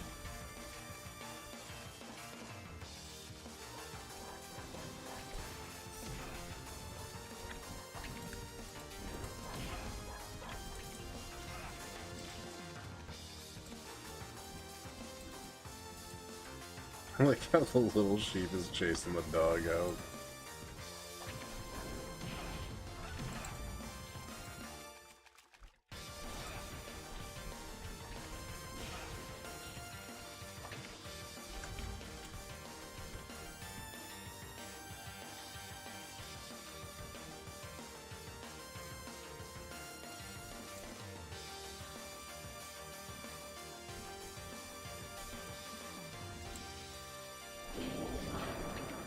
Oh, it's one of these.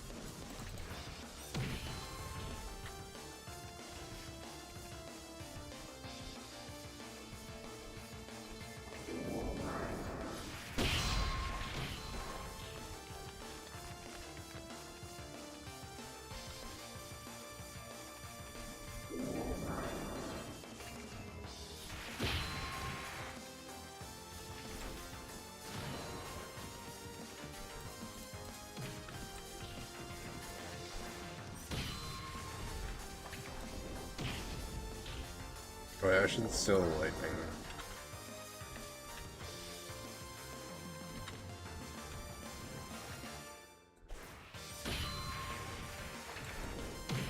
There it is.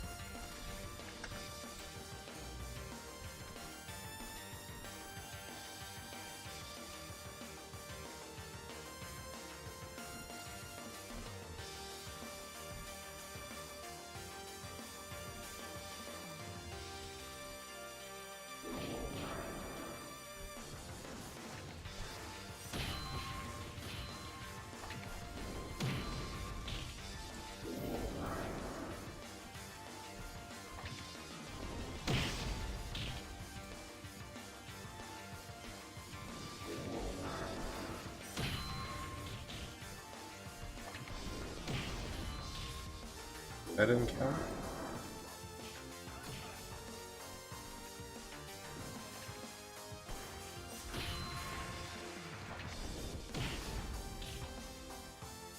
I guess it's not counting.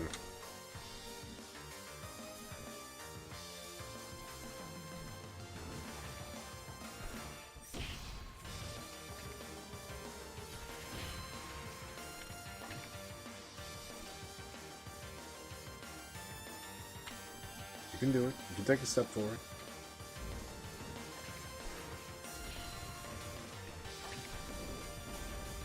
There it is.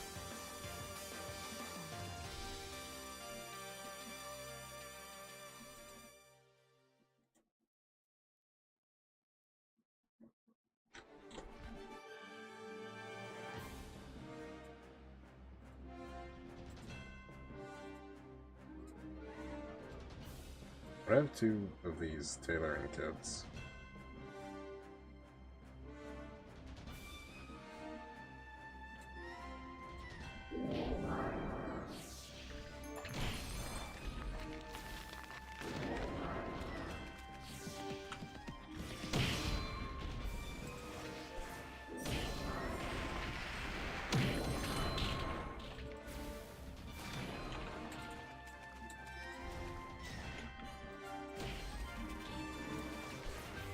Oh, it goes over the time.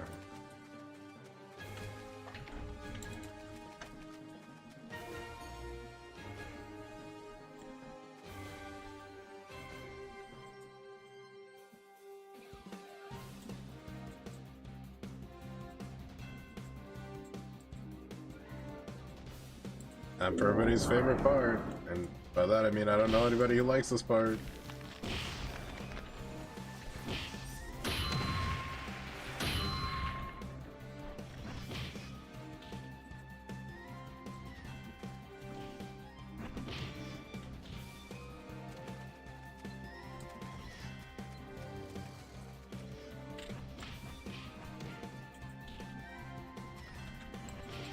Oh, you're right, I forgot about Dance of Death. It's probably easier than working with the Swords of Grief or whatever. I don't remember where that is. That a music skill?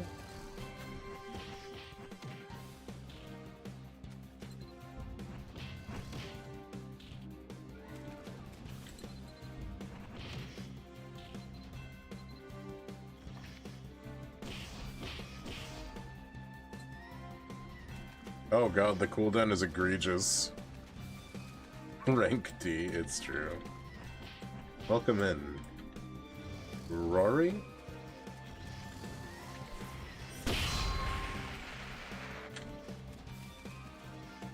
Alright. Let's grief them. Oh, cringe, I don't have windmill queued up in any other way. Okay. You know what, it is what it is at this point. 10-year hiatus, learning everything again. Yeah, the game's changed quite a bit. There's getting a lot of renovations pretty soon.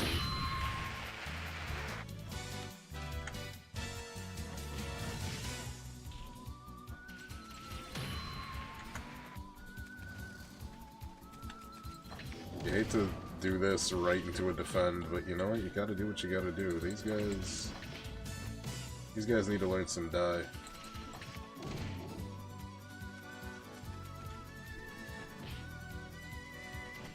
I feel so useless when I'm not using an actual sword.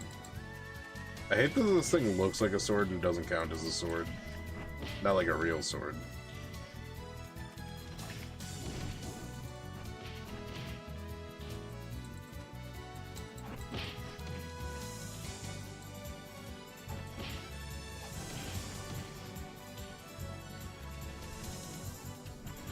Can run this up there? It'd be a hell of a lot easier than trying to clear it myself.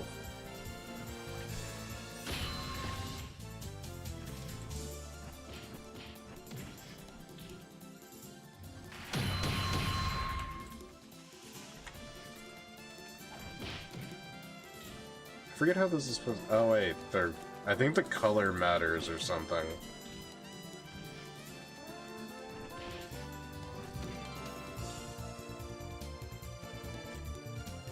So I might need that sword instead of this sword. Because it doesn't look like I'm lowering their defense at all.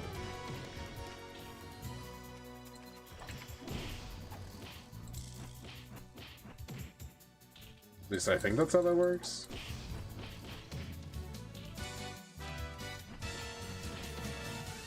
I sure do love this part, guys.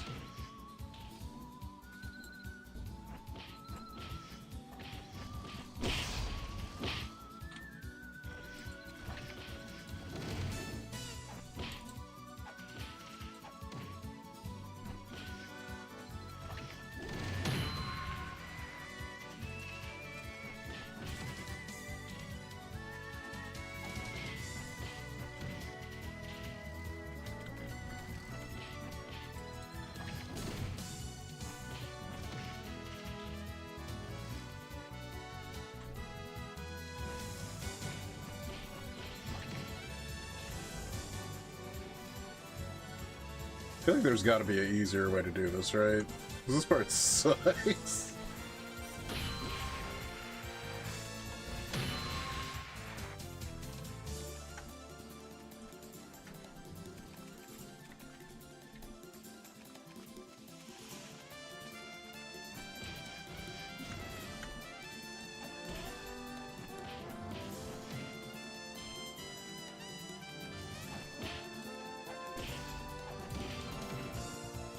I gotta change blade colors.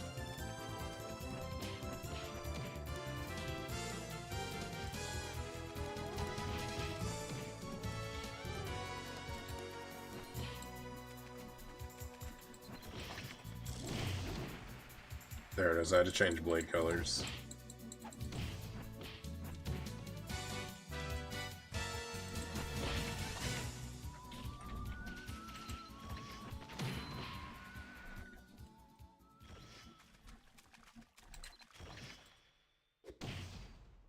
I would change blade colors again because I didn't do anything.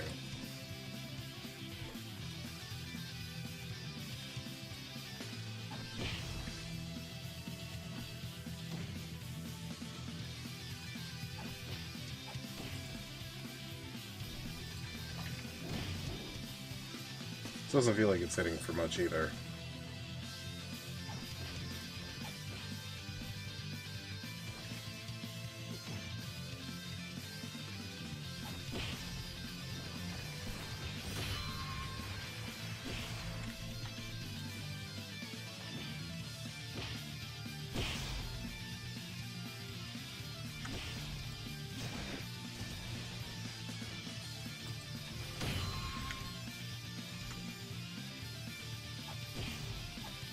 Oh, maybe it's the opposite color, not the same color hurts them. Maybe that's where I'm going wrong here.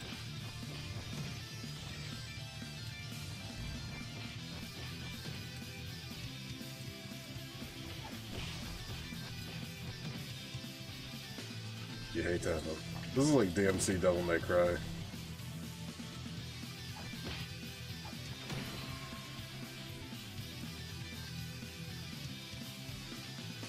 Try swapping swords again.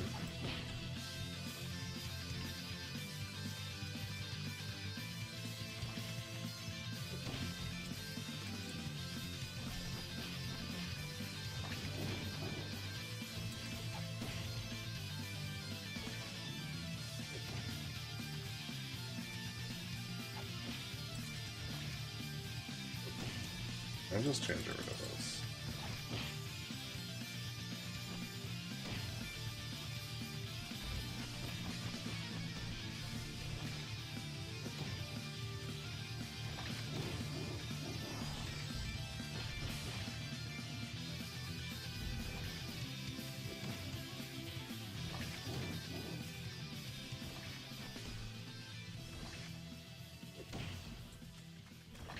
He'll die eventually, I think.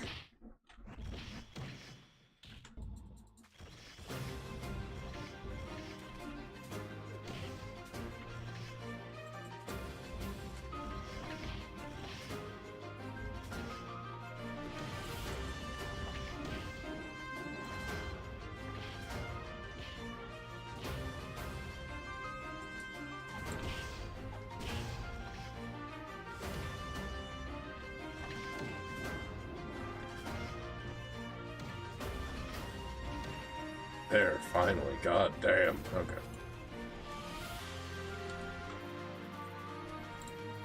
Sometimes you just gotta beat a guy slowly to death.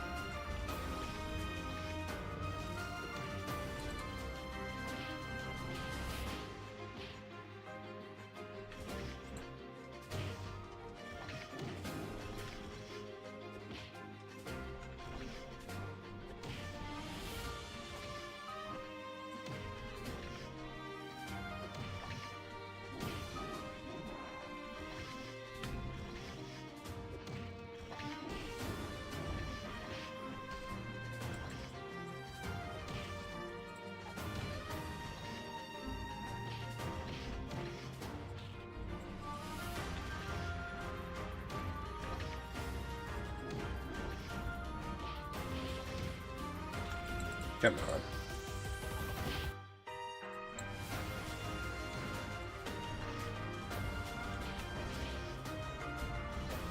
There it is. Alright, and then you gotta kill both of these at the same time, don't you?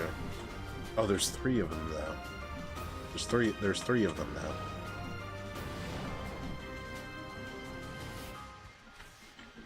Hold up, let me get my sword out.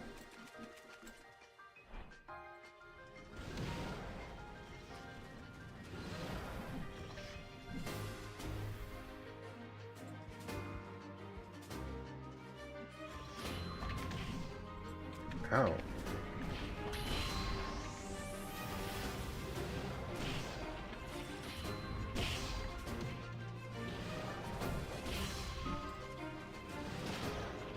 I feel like somebody once told me their weakness and how to make this fight easy, and I've already forgotten it, but it's been quite a while.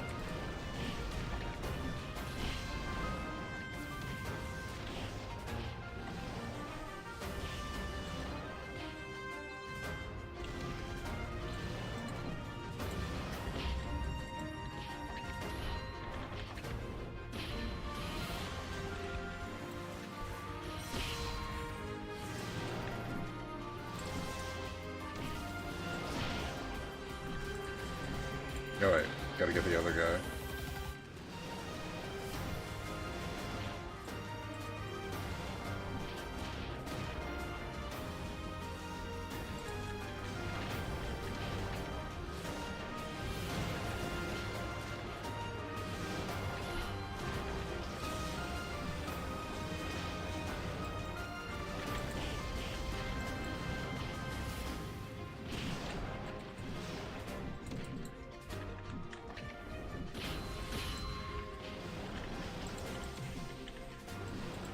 I had a good potions. Alright. Mana shield going on. Oh crap, didn't mean to do that.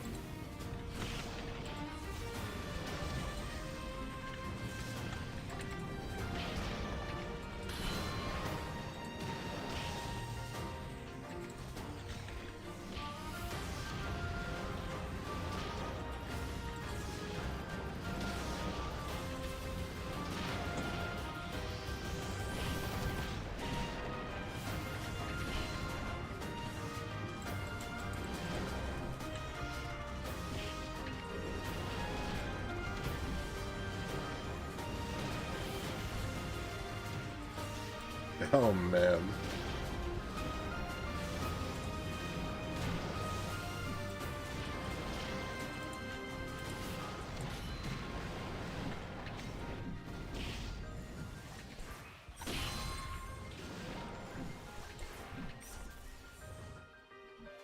Whew, that was messy.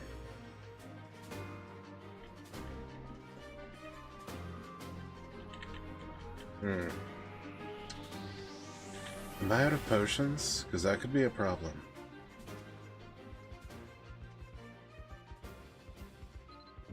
I guess we're chugging the big ones tonight.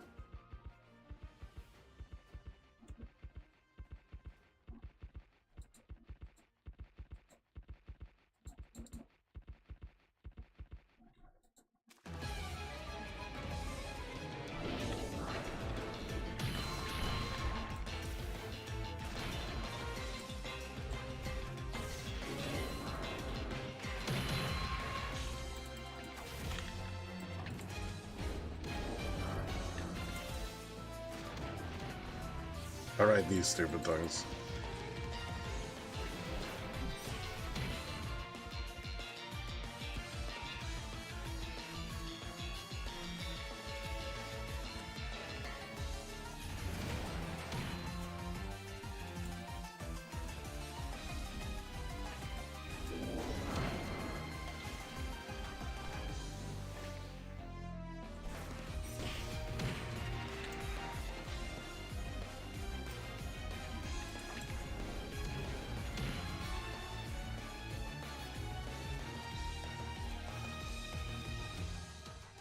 Come on.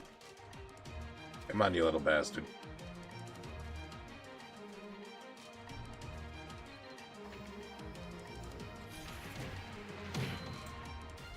I'll take it.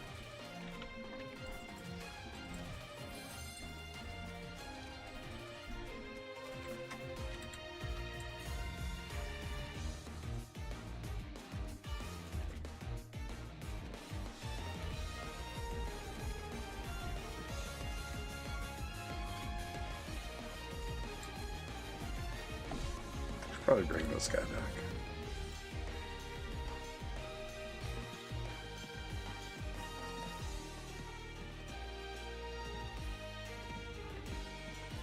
You know, I think we transform for this one. We're by ourselves anyways.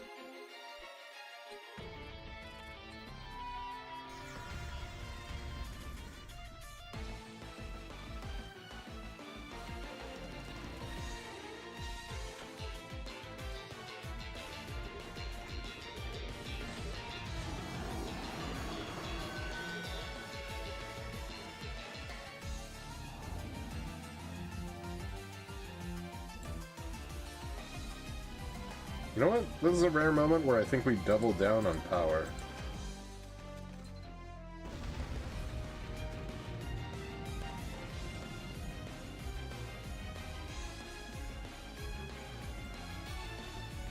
Right, I think I need to use that at specific intervals or whatever.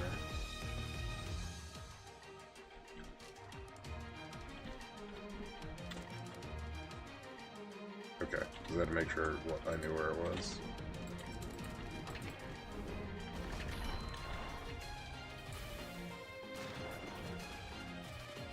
Oh, I forgot about this.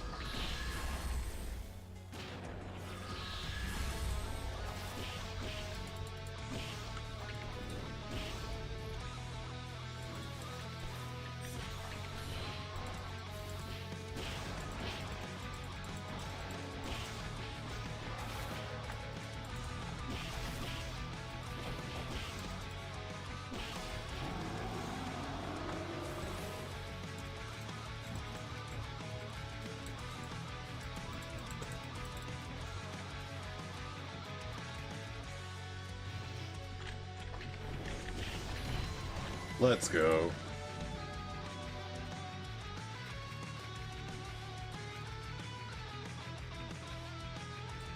I was a little worried there for a second.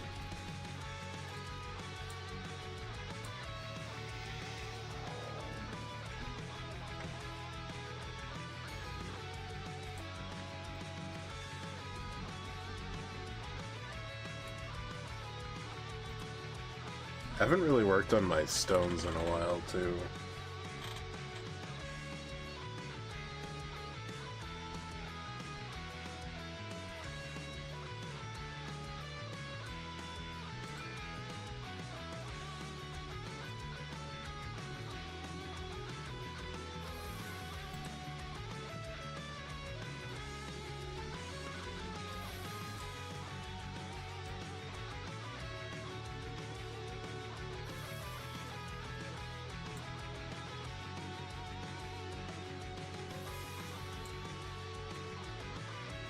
That's a nice healthy strength boost.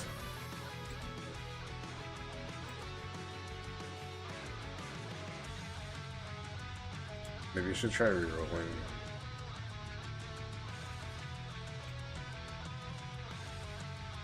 I don't think I actually have those stimulants. Yes, I do. I have one. So I'm not the biggest fan of what's on my redstone right now. Critical blunt mastery sounds like a meme, but I don't think that's gonna get me far on this character. Lance charge range with human. Increasing the girth of my charge is kind of whatever.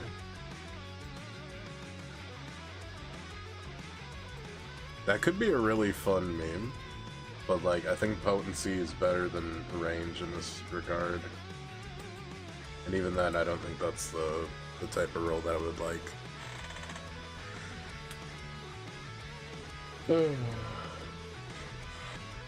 Yeah, I really should work on my Dance of Death though. There's a bunch of things I gotta work on. Yeah, sorry to drop the balls, Chad. I was reading for like 3 hours straight, and it's just like, bro, I just want to hit something. So I needed to crank the tunes and just rush this out. Fames?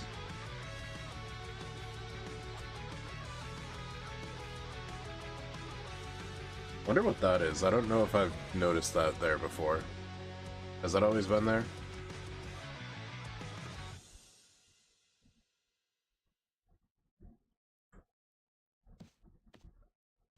Well, alright.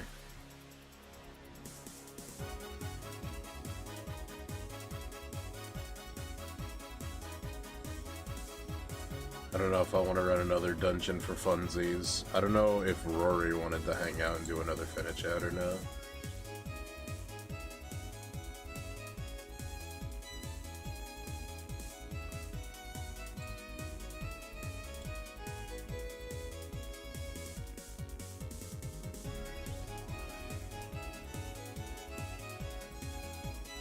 I don't know, man. If there ain't much going on, probably gonna wrap it up here. There's things I gotta work on still. But yeah, I guess that's always life, right? Always improving. Like me. Got a big sword today. I'm gonna dance on these dogs.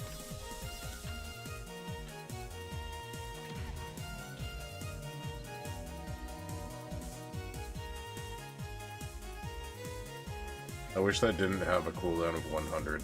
That's crazy, to be honest.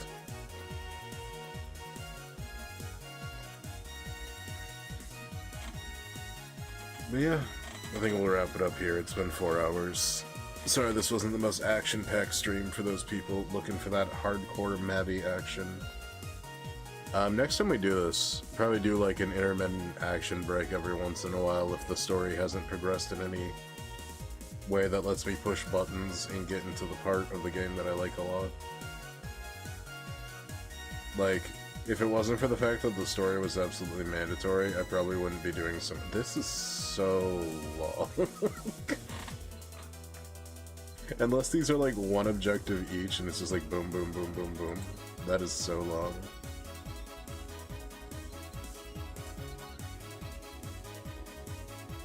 Okay. It seems like the typical Mabby, like the first half is like actually like the halfway point probably starts on 3 considering how much is going on here. It's the typical front loaded in the front loaded in the front, that's where you would front load something. And then like the last chapters are like a few missions. It is what it is. We'll get through G22, even if it kills you. Oh, this is a new one that just dropped recently, huh? I don't remember seeing G25 being out. Oh wait, never mind. I do remember, because G26 is right there. Is G26 finished? I guess we'll get there when we get there. Made it a long way. I forget, does Lance have anything to say?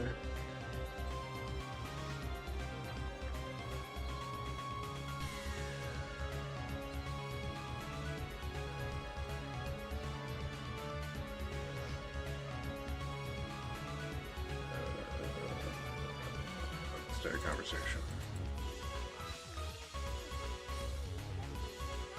Okay, I don't think she has anything to say. Okay, well, I guess we're gonna wrap this up, but hey, thanks for dropping by, everybody. I appreciate it a lot. You know, you can join the Discord by typing in !point Discord, or you know, in fact, I'm gonna do it for you. It's really easy to do.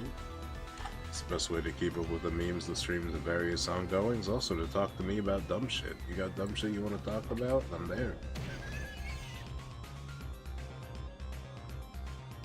But you know what? It is what it is. Clean the beans, wash your foreskin. We'll see you next time. Good night, everybody.